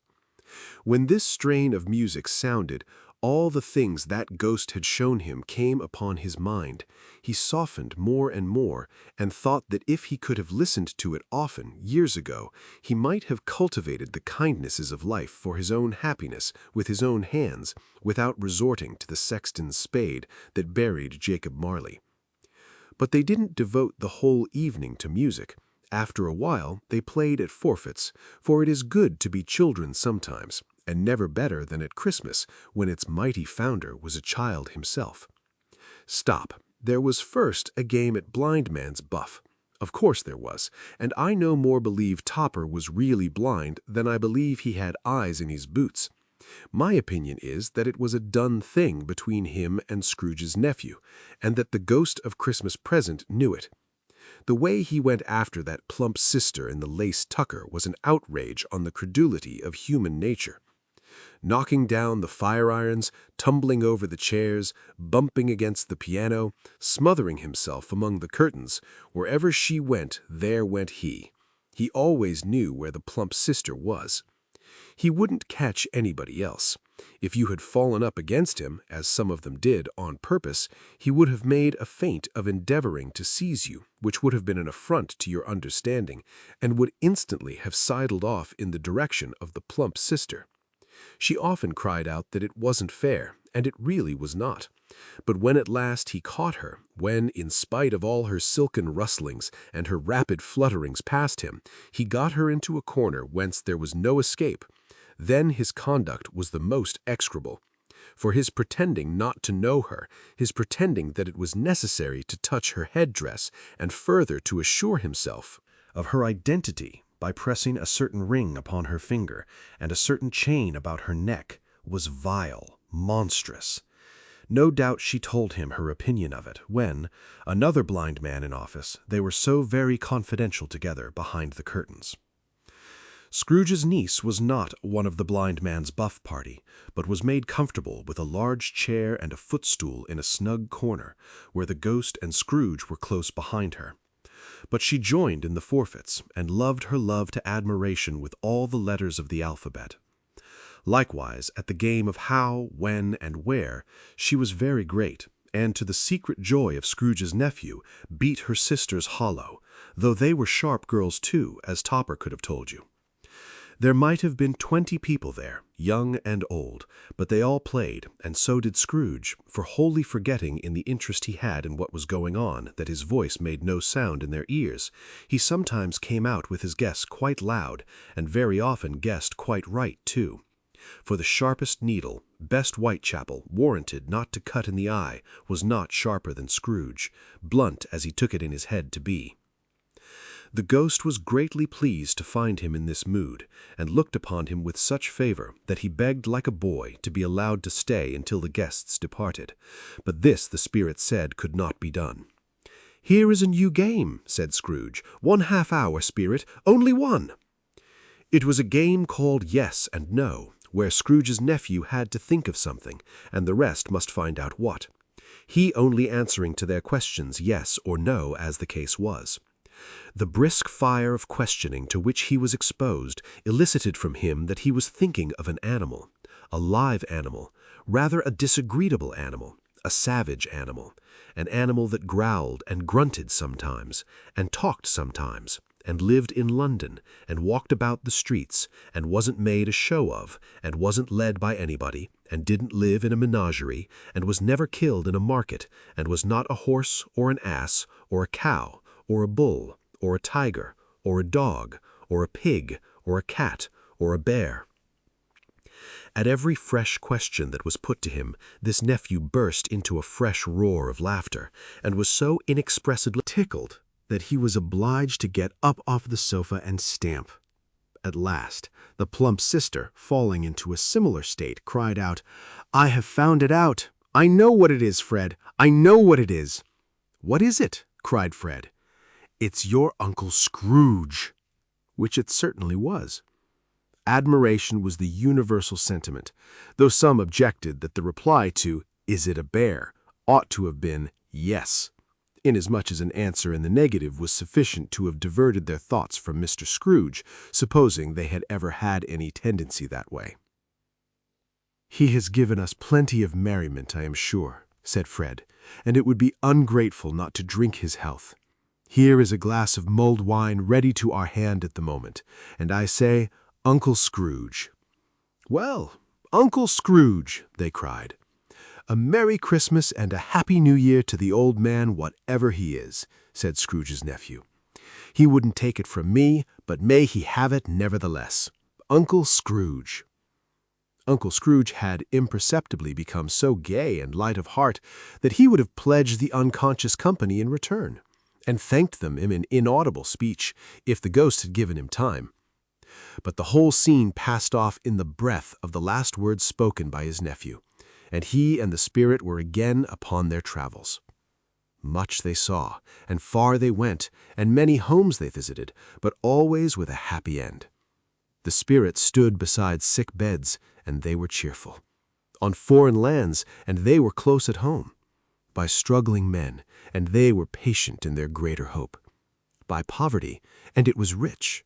In almshouse, hospital, and jail, in misery's every refuge, where vain man in his little brief authority had not made fast the door and barred the spirit out, he left his blessing and taught Scrooge his precepts. It was a long night, if it were only a night, but Scrooge had his doubts of this, because the Christmas holidays appeared to be condensed into the space of time they passed together. It was strange, too, that while Scrooge remained unaltered in his outward form, Ghost grew older, clearly older. Scrooge had observed this change, but never spoke of it until they left a children's 12th night party. When looking at the spirit as they stood together in an open place, he noticed that its hair was gray. "Are spirits' lives so short?" asked Scrooge. "My life upon this globe is very brief," replied the ghost. "It ends tonight." "Tonight?" cried Scrooge. "Tonight, at midnight. Hark, the time is drawing near." The chimes were ringing the 11:75 at that moment.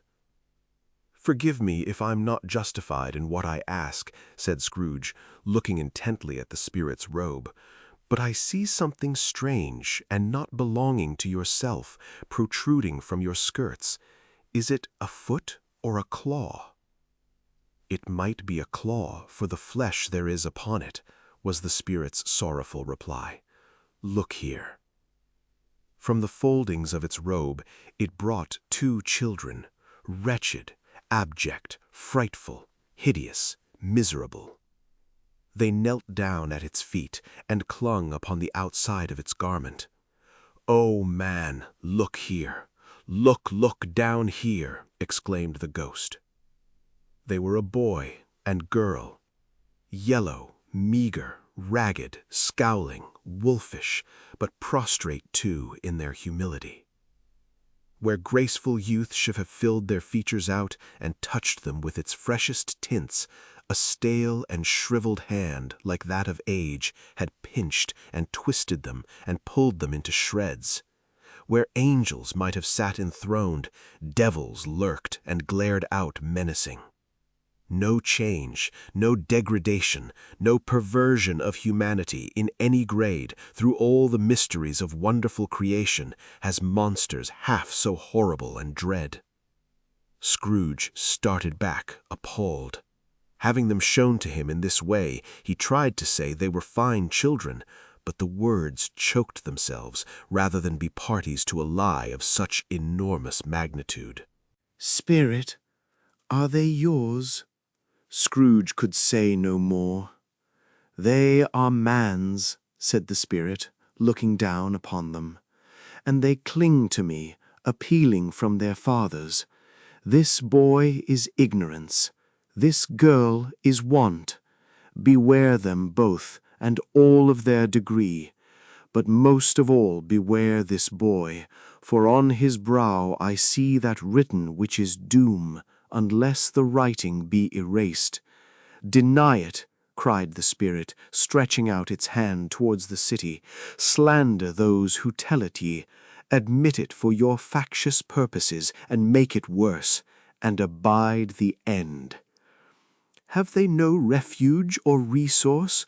cried Scrooge. "Are there no prisons?" said the spirit, turning on him for the last time with his own words. "Are there no workhouses?" The bell struck 12. Scrooge looked about him for the ghost, and saw it not. As the last stroke ceased to vibrate, he remembered the prediction of old Jacob Marley, and lifting up his eyes, beheld a solemn phantom, draped and hooded, coming like a mist along the ground towards him. Stave 4. The Last of the Spirits. The phantom slowly, gravely, silently approached. When it came near him, Scrooge bent down upon his knee, for in the very air through which this spirit moved it seemed to scatter gloom and mystery. It was shrouded in a deep black garment, which concealed its head, its face, its form, and left nothing of it visible save one outstretched hand. But for this it would have been difficult to detach its figure from the night and separate it from the darkness by which it was surrounded. He felt that it was tall and stately when it came beside him, and that its mysterious presence filled him with a solemn dread. He knew no more, for the spirit neither spoke nor moved. "Am I in the presence of the ghost of Christmas yet to come?" said Scrooge. The spirit answered not, but pointed onward with its hand. "You are about to show me shadows of the things that have not happened, but will happen in the time before us," Scrooge pursued. "Is that so, spirit?" The upper portion of the garment was contracted for an instant in its folds, as if the spirit had inclined its head. That was the only answer he received. Although well used to ghostly company by this time, Scrooge feared the silent shape so much that his legs trembled beneath him, and he found that he could hardly stand when he prepared to follow it. The spirit paused a moment, as observing his condition and giving him time to recover. But Scrooge was all the worse for this. It thrilled him with a vague, uncertain horror to know that behind the dusky shroud there were ghostly eyes intently fixed upon him, while he, though he stretched his own to the utmost, could see nothing but a spectral hand and one great heap of black. "Ghost of the future," he exclaimed, "I fear you more than any spectre I have seen. But as I know your purpose is to do me good, and as I hope to live to be another man from what I was, I am prepared to bear you company, and do it with a thankful heart. Will you not speak to me?" It gave him no reply. The hand was pointed straight before them. "Lead on," said Scrooge. "Lead on. The night is waning fast, and it is precious time to me, I know. Lead on, spirit." The phantom moved away as it had come towards him. Scrooge followed in the shadow of its dress, which bore him up, he thought, and carried him along. They scarcely seemed to enter the city, for the city rather seemed to spring up about them and encompass them of its own act. But there they were, in the heart of it, on 'change, amongst the merchants, who hurried up and down, and chinked the money in their pockets, and conversed in groups, and looked at their watches, and trifled thoughtfully with their great gold seals, and so forth, as Scrooge had seen them often. The spirit stopped beside one little knot of businessmen. Observing that the hand was pointed to them, Scrooge advanced to listen to their talk. "No," said a great fat man with a monstrous chin, "I don't know much about it either way. I only know he's dead." "When did he die?" inquired another. "Last night, I believe." "Why, what was the matter with him?" asked a third, taking a vast quantity of snuff out of a very large snuff-box. "I thought he'd never die." "God knows," said the first, with a yawn. Disposed to give for each upon the wall, and added them up into a total when he found there was nothing more to come. "That's your account," said Joe, "and I wouldn't give another sixpence if I was to be boiled for not doing it. Who's next?" Mrs. Dilber was next. Sheets and towels, a little wearing apparel, 2 old-fashioned silver teaspoons, a pair of sugar tongs, and a few boots. Her account was stated on the wall in the same manner. "I always give too much to ladies. It's a weakness of mine, and that's the way I ruin myself," said old Joe. "That's your account. If you asked me for another penny and made it an open question, I'd repent of being so liberal and knock off half a crown." "And now undo my bundle, Joe," said the first woman. Joe went down on his knees for the greater convenience of opening it, and having unfastened a great many knots, dragged out a large and heavy roll of some dark stuff. "What do you call this?" said Joe. "Bed curtains." "Ah," returned the woman, laughing and leaning forward on her crossed arms, "bed curtains." "You don't mean to say you took 'em down, rings and all, with him lying there," said Joe. "Yes, I do," replied the woman. "Why not?" "You were born to make your fortune," said Joe, "and you'll certainly do it." "I certainly shan't hold my hand when I can get anything in it by reaching it out for the sake of such a man as he was, I promise you, Joe," returned the woman coolly.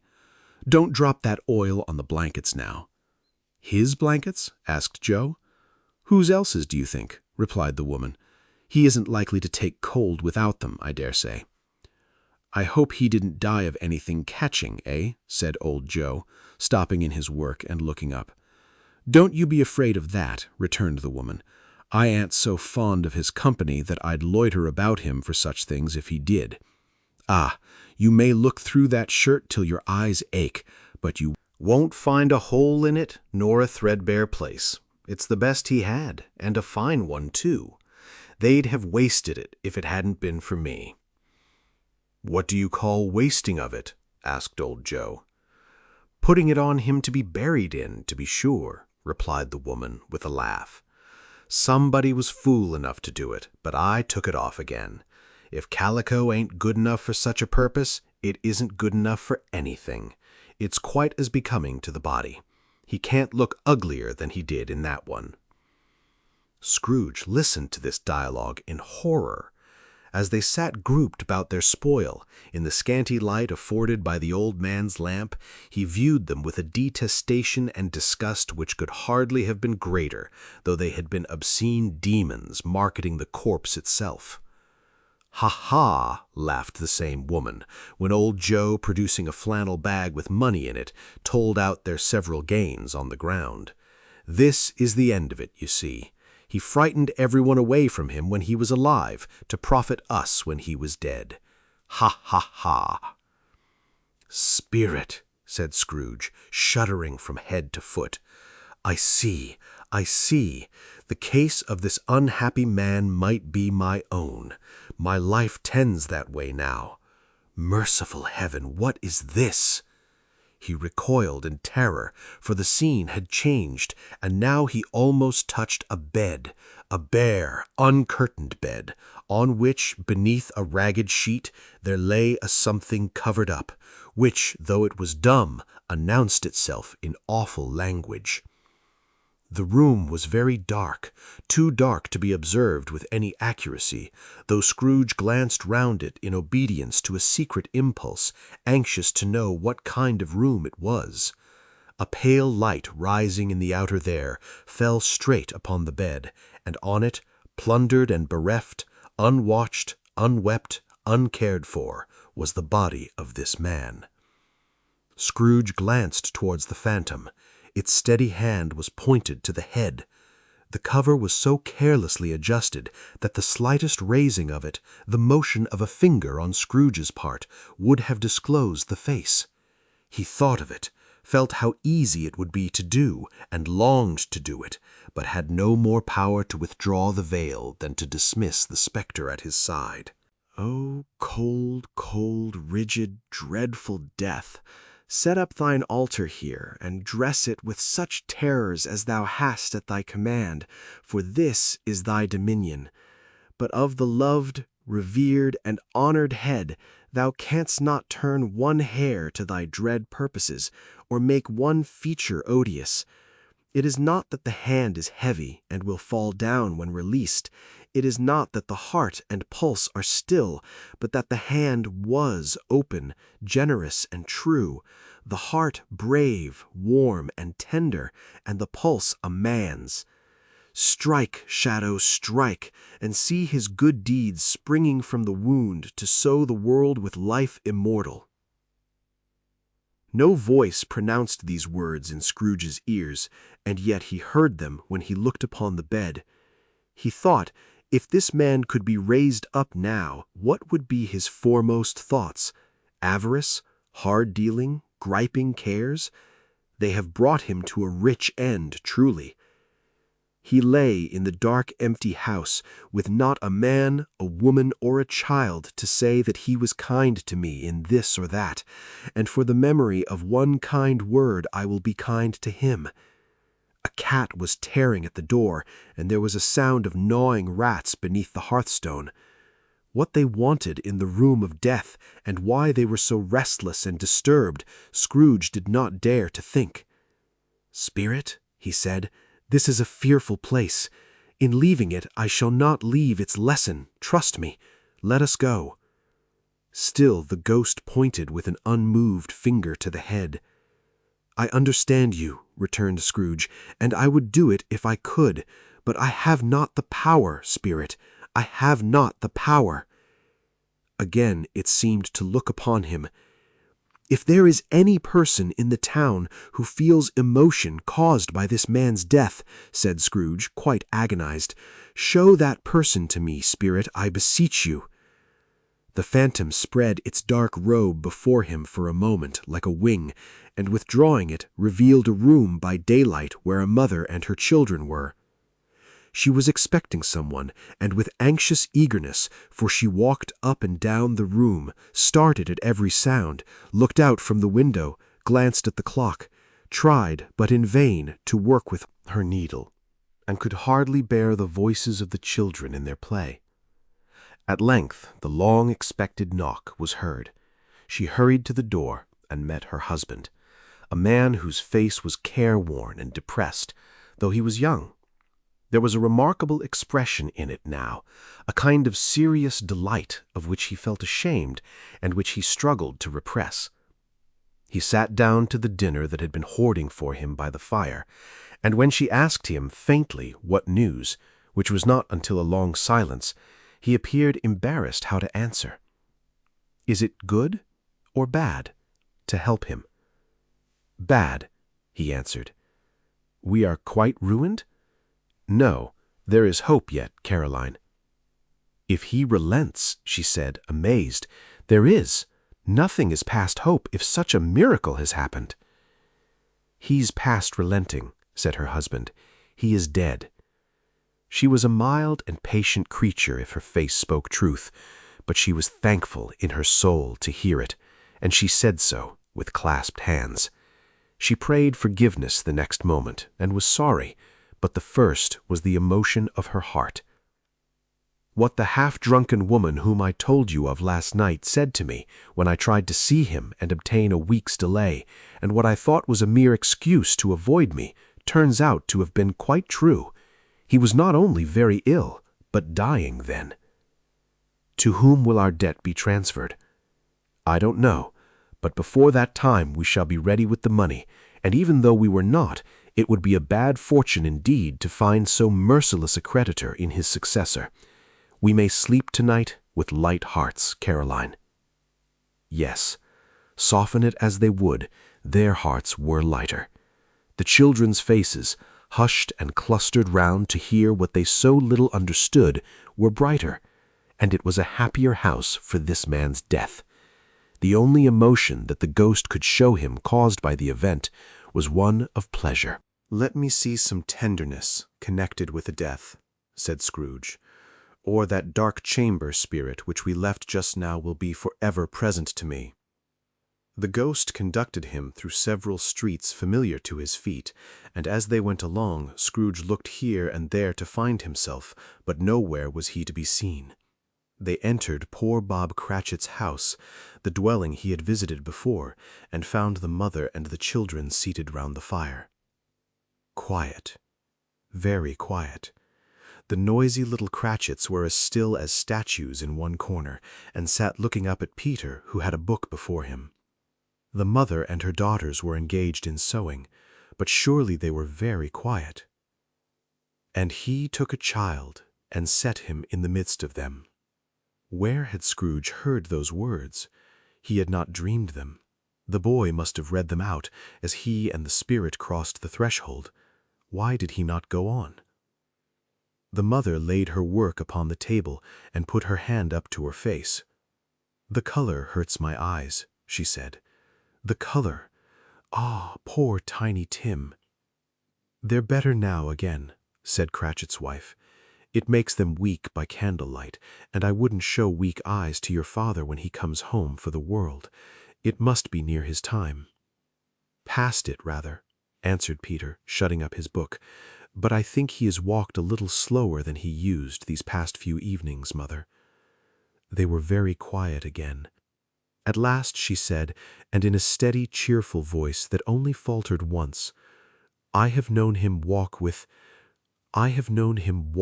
Tiny Tim upon his shoulder very fast indeed." "And so have I," cried Peter. "Often." "And so have I," exclaimed another. So had all.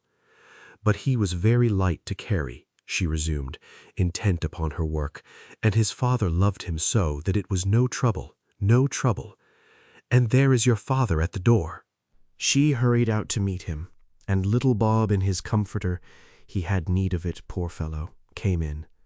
His tea was ready for him on the hob, and they all tried who should help him to it most. Then the two young Cratchits got upon his knees and laid each child a little cheek against his face, as if they said, "Don't mind it, father, don't be grieved." Bob was very cheerful with them, and spoke pleasantly to all the family. He looked at the work upon the table, and praised the industry and speed of Mrs. Cratchit and the girls. They would be done long before Sunday, he said. "Sunday? You went today, then, Robert?" said his wife. "Yes, my dear," returned Bob. "I wish you could have gone. It would have done you good to see how green a place it is. But you'll see it often. I promised him that I would walk there on a Sunday. My little, little child," cried Bob. "My little child." He broke down at once. He couldn't help it. If he could have helped it, he and his child would have been farther apart, perhaps, than they were. He left the room and went upstairs into the room above, which was lighted cheerfully and hung with Christmas. There was a chair set close beside the child, and there were signs of someone having been there lately. Poor Bob sat down in it, and when he had thought a little and composed himself, he kissed the little face. He was reconciled to what had happened, and went down again quite happy. They drew about the fire and talked, the girls and mother working still. Bob told them of the extraordinary kindness of Mr. Scrooge's nephew, whom he had scarcely seen but once, and who, meeting him in the street that day, and seeing that he looked a little "Just a little down, you know," said Bob, inquired what had happened to distress him. "On which," said Bob, for he is the pleasantest spoken gentleman you ever heard, I told him, "I am heartily sorry for it, Mr. Cratchit," he said, "and heartily sorry for your good wife. By the by, how he ever knew that, I don't know." "Knew what, my dear?" "Why, that you were a good wife," replied Bob. "Everybody knows that," said Peter. "Very well observed, my boy," cried Bob. "I hope they do. Heartily sorry," he said, "for your good wife. If I can be of service to you in any way," he said, giving me his card, "that's where I live. Pray come to me." "Now, it wasn't," cried Bob, "for the sake of anything he might be able to do for us, so much as for his kind way, that this was quite delightful. It really seemed as if he had known our Tiny Tim and felt with us." "I'm sure he's a good soul," said Mrs. Cratchit. "You would be surer of it, my dear," returned Bob, "if you saw and spoke to him. I shouldn't be at all surprised, mark what I say, if he got Peter a better situation." "Only hear that, Peter," said Mrs. Cratchit. "And then," cried one of the girls, "Peter will be keeping company with someone, and setting up for himself." "Get along with you," retorted Peter, grinning. "It's just as likely as not one of these days, though there's plenty of time for that, my dear. But however and whenever we part from one another, I am sure we shall none of us forget poor Tiny Tim, shall we, or this first parting that there was among us?" "Never, father," cried they all. "And I know," said Bob, "I know, my dears, that when we recollect how patient and how mild he was, although he was a little child, we shall not quarrel easily among ourselves, and forget poor Tiny Tim in doing it." "No, never, father," they all cried again. "I am very happy," said little Bob. "I am very happy." Mrs. Cratchit kissed him, his daughters kissed him, the two young Cratchits kissed him, and Peter and himself shook hands. "Spirit of Tiny Tim, thy childish essence was from God." "Spectre," said Scrooge, "something informs me that our parting moment is at hand. I know it, but I know not how. Tell me what man that was whom we saw lying dead." The ghost of Christmas yet to come conveyed him, as before, though at a different time, he thought. Indeed, there seemed no order in these latter visions, save that they were in the future, into the resorts of business men, but showed him not himself. Indeed, the spirit did not stay for anything, but went straight on, as to the end just now desired, until besought by Scrooge to tarry for a moment. "This court," said Scrooge, "through which we hurry now, is where my place of occupation is, and has been for a length of time. I see the house. Let me behold what I shall be in days to come." The spirit stopped. The hand was pointed elsewhere. "The house is yonder," Scrooge exclaimed. "Why do you point away?" The inexorable finger underwent no change. Scrooge hastened to the window of his office and looked in. It was a still office, but not his. The furniture was not the same, and the figure in the chair was not himself. The phantom pointed as before. He joined it once again, and wondering why and whither he had gone, accompanied it until they reached an iron gate. He paused to look round before entering. A churchyard. Here, then, the wretched man whose name he had now to learn lay underneath the ground. It was a worthy place, walled in by houses, overrun with grass and weeds, the growth of vegetation's death, not life, choked up with too much burying, fat with repleted appetite. A worthy place. The spirit stood among the graves and pointed down to one. He advanced towards it trembling. The phantom was exactly as it had been, but he dreaded that he saw new meaning in its solemn shape. "Before I draw nearer to that stone to which you point, answer me one question. Are these the shadows of the things that will be, or are they shadows of things that may be only?" Still the ghost pointed downward to the grave by which it stood. Men's courses will foreshadow certain ends, to which, if persevered in, they must lead, said Scrooge. But if the courses be departed from, the ends will change. Say it is thus with what you show me. The spirit was immovable as ever. Scrooge crept towards it, trembling as he went, and following the finger, read upon the stone of the neglected grave his own name, Ebenezer Scrooge. "Am I that man who lay upon the bed?" he cried, upon his knees. The finger pointed from the grave to him and back again. "No, spirit! Oh, no, no!" The finger still was there. "Spirit," he cried, tight clutching at its robe, "hear me! I am not the man I was. I will not be the man I must have been but for this intercourse. Why show me this, if I am past all hope?" For the first time the hand appeared to shake. "Good spirit," he pursued, as down upon the ground he fell before it, "your nature intercedes for me and pities me. Assure me that I yet may change these shadows you have shown me by an altered life." The kind hand trembled. "I will honor Christmas in my heart and try to keep it all the year. I will live in the past, the present, and the future. The spirits of all three shall strive within me. I will not shut out the lessons that they teach. Oh, tell me I may sponge away the writing on this stone." In his agony he caught the spectral hand. It sought to free itself, but he was strong in his entreaty and detained him. The spirit, stronger yet, repulsed him. Holding up his hands in a last prayer to have his fate reversed, he saw an alteration in the phantom's hood and dress. It shrunk, collapsed, and dwindled down into a bedpost. Yes, and the bedpost was his own. The bed was his own. The room was his own. Best and happiest of all, the time before him was his own to make amends in. "I will live in the past, the present, and the future," Scrooge repeated as he scrambled out of bed.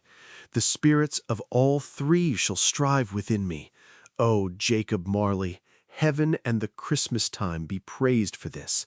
I say it on my knees, old Jacob, on my knees." He was so fluttered and so glowing with his good intentions that his broken voice would scarcely answer to his call. He had been sobbing violently in his conflict with the spirit, and his face was wet with tears. "They are not torn down," cried Scrooge, folding one of his bed curtains in his arms. "They are not torn down, rings and all. They are here. I am here. The shadows of the things that would have been may be dispelled. They will be. I know they will." His hands were busy with his garments all this time, turning them inside out, putting them on upside down, tearing them, mislaying them, making them parties to every kind of extravagance. "I don't know what to do," cried Scrooge, laughing and crying in the same breath, and making a perfect Laocoon of himself with his stockings. "I am as light as a feather. I am as happy as an angel. I am as merry as a schoolboy. I am as giddy as a drunken man. A Merry Christmas to everybody. A Happy New Year to all the world. Hello here! Whoop! Hello!" He had frisked into the sitting room and was now standing there, perfectly winded. "There's the saucepan that the gruel was in," cried Scrooge, starting off again and going round the fireplace. "There's the door by which the ghost of Jacob Marley entered. There's the corner where the ghost of Christmas Present sat. There's the window where I saw the wandering spirits. It's all right. It's all true. It all happened. Ha, ha, ha!" Really, for a man who had been out of practice for so many years, it was a splendid laugh, a most illustrious laugh, the father of a long, long line of brilliant laughs. "I don't know what day of the month it is," said Scrooge. "I don't know how long I've been among the spirits. I don't know anything. I'm quite a baby. Never mind. I don't care. I'd rather be a baby. Hello, whoop, hello here." He was checked in his transports by the churches ringing out the lustiest peals he had ever heard. clash, clang, hammer, ding, dong, bell, bell, dong, ding, hammer, clang, clash. Oh, glorious, glorious! Running to the window, he opened it and put out his head. No fog, no mist, clear, bright, jovial, stirring cold, cold piping for the blood to dance to, golden sunlight, heavenly sky, sweet fresh air, merry bells. Oh, glorious, glorious! "What's today?" cried Scrooge, calling downward to a boy in Sunday clothes, who perhaps had loitered in to look about him. "Eh?" returned the boy with all his might of wonder. "What's today, my fine fellow?" said Scrooge. "Today," replied the boy. "Why, Christmas Day." "It's Christmas Day," said Scrooge to himself. "I haven't missed it. The spirits have done it all in one night. They can do anything they like. Of course they can. Of course they can. Hello, my fine fellow." "Hello," returned the boy. "Do you know the poulterers in the next street but one at the corner?" Scrooge inquired. "I should hope I did," replied the lad. "An intelligent boy," said Scrooge. "A remarkable boy. Do you know whether they've sold the prize turkey that was hanging up there? Not the little prize turkey, the big one." "What, the one as big as me?" returned the boy. "What a delightful boy," said Scrooge. "It's a pleasure to talk to him. Yes, my buck." "It's hanging there now," replied the boy. "Is it?" said Scrooge. "Go and buy it." "Walker!" exclaimed the boy. "No, no," said Scrooge. "I am in earnest. Go and buy it, and tell them to bring it here, that I may give them the direction where to take it. Come back with the man, and I'll give you a shilling. Come back with him in less than 5 minutes, and I'll give you half a crown." The boy was off like a shot. He must have had a steady hand at a trigger who could have got a shot off half so fast. "I'll send it to Bob Cratchit's," whispered Scrooge, rubbing his hands and splitting with a laugh. "He shan't know who sends it. It's twice the size of Tiny Tim. Joe Miller never made such a joke as sending it to Bob's will be." The hand in which he wrote the address was not a steady one, but write it he did somehow, and went downstairs to open the street door, ready for the coming of the poulterer's man. As he stood there waiting his arrival, the knocker caught his eye. "I shall love it as long as I live," cried Scrooge, patting it with his hand. "I scarcely ever looked at it before. What an honest expression it has in its face. It's a wonderful knocker. Here's the turkey. Hello! Whoop! How are you? Merry Christmas!" It was a turkey. He never could have stood upon his legs, that bird. He would have snapped him short off in a minute like sticks of sealing wax. "Why, it's impossible to carry that to Camden Town," said Scrooge. "You must have a cab." The chuckle with which he said this, and the chuckle with which he paid for the turkey, and the chuckle with which he paid for the cab, and the chuckle with which he recompensed the boy, were only to be exceeded by the chuckle with which he sat down breathless in his chair again, and chuckled till he cried. Shaving was not an easy task, for his hand continued to shake very much, and shaving requires attention even when you don't dance while you are at it. But if he had cut the end of his nose off, he would have put a piece of sticking plaster over it and been quite satisfied. He dressed himself all in his best, and at last got out into the streets. The people were by this time pouring forth as he had seen them with the ghost of Christmas present, and walking with his hands behind him, Scrooge regarded every one with a delighted smile. He looked so irresistibly pleasant, in a word, that 3 or 4 good-humored fellows said, "Good morning, sir. A Merry Christmas to you." And Scrooge said often afterwards that of all the blithe sounds he had ever heard, those were the blithest in his ears.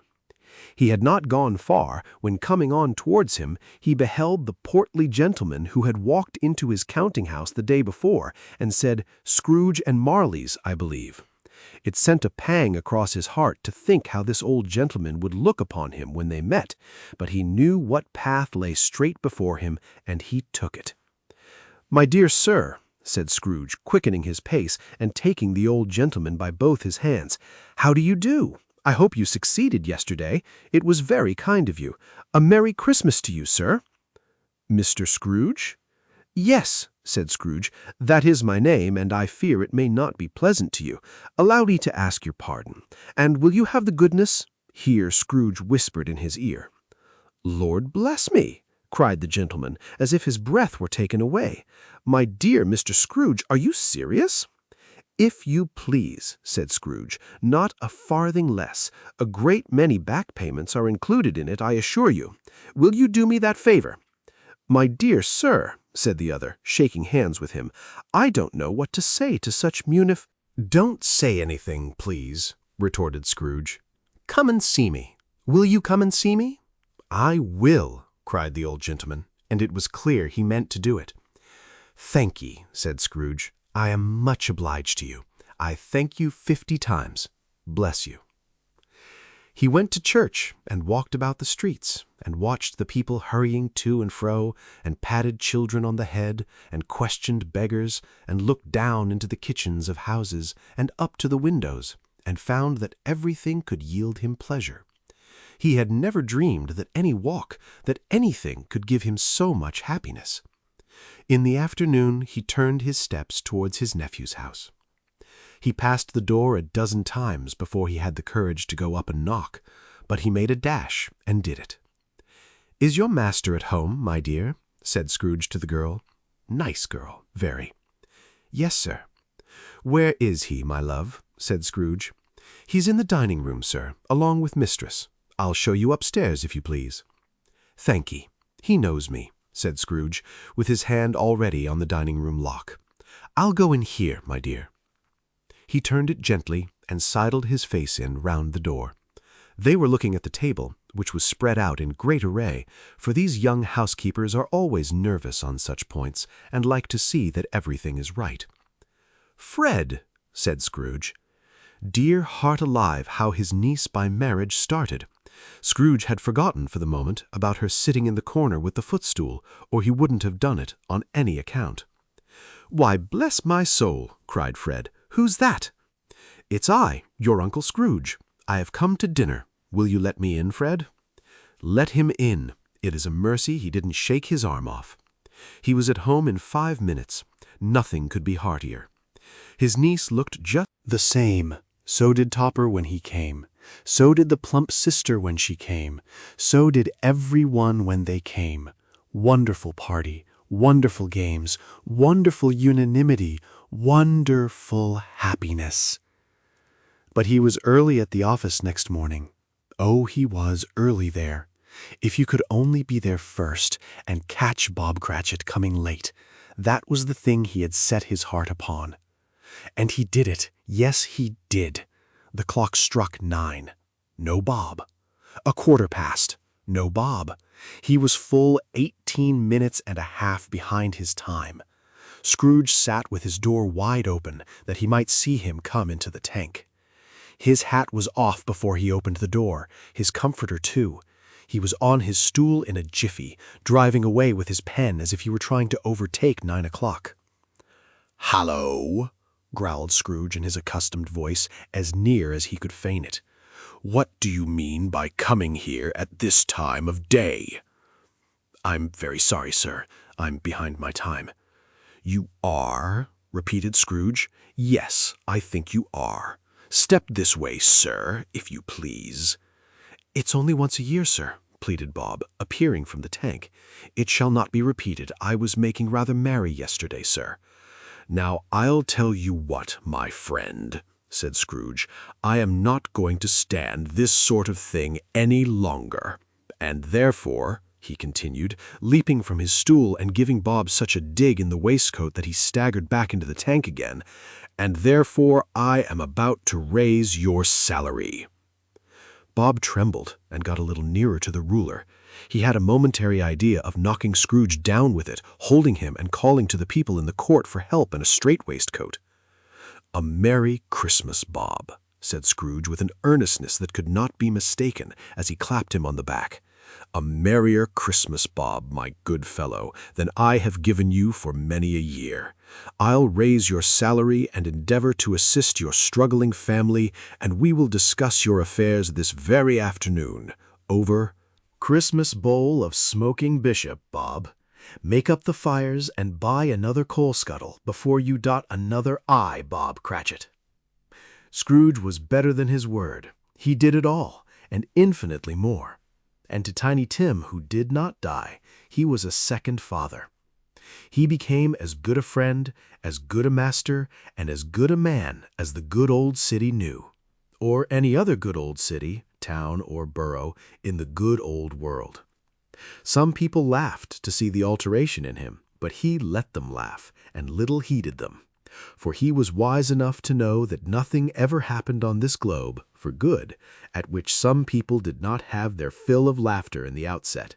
And knowing that such as these would be blind anyway, he thought it quite as well that they should wrinkle up their eyes in grins as have the malady in less attractive forms. His own heart laughed, and that was quite enough for him. He had no further intercourse with spirits, but lived upon the total abstinence principle ever afterwards, and it was always said of him that he knew how to keep Christmas well if any man alive possessed the knowledge. May that be truly said of us, and all of us. And so, as Tiny Tim observed, God bless us, every one.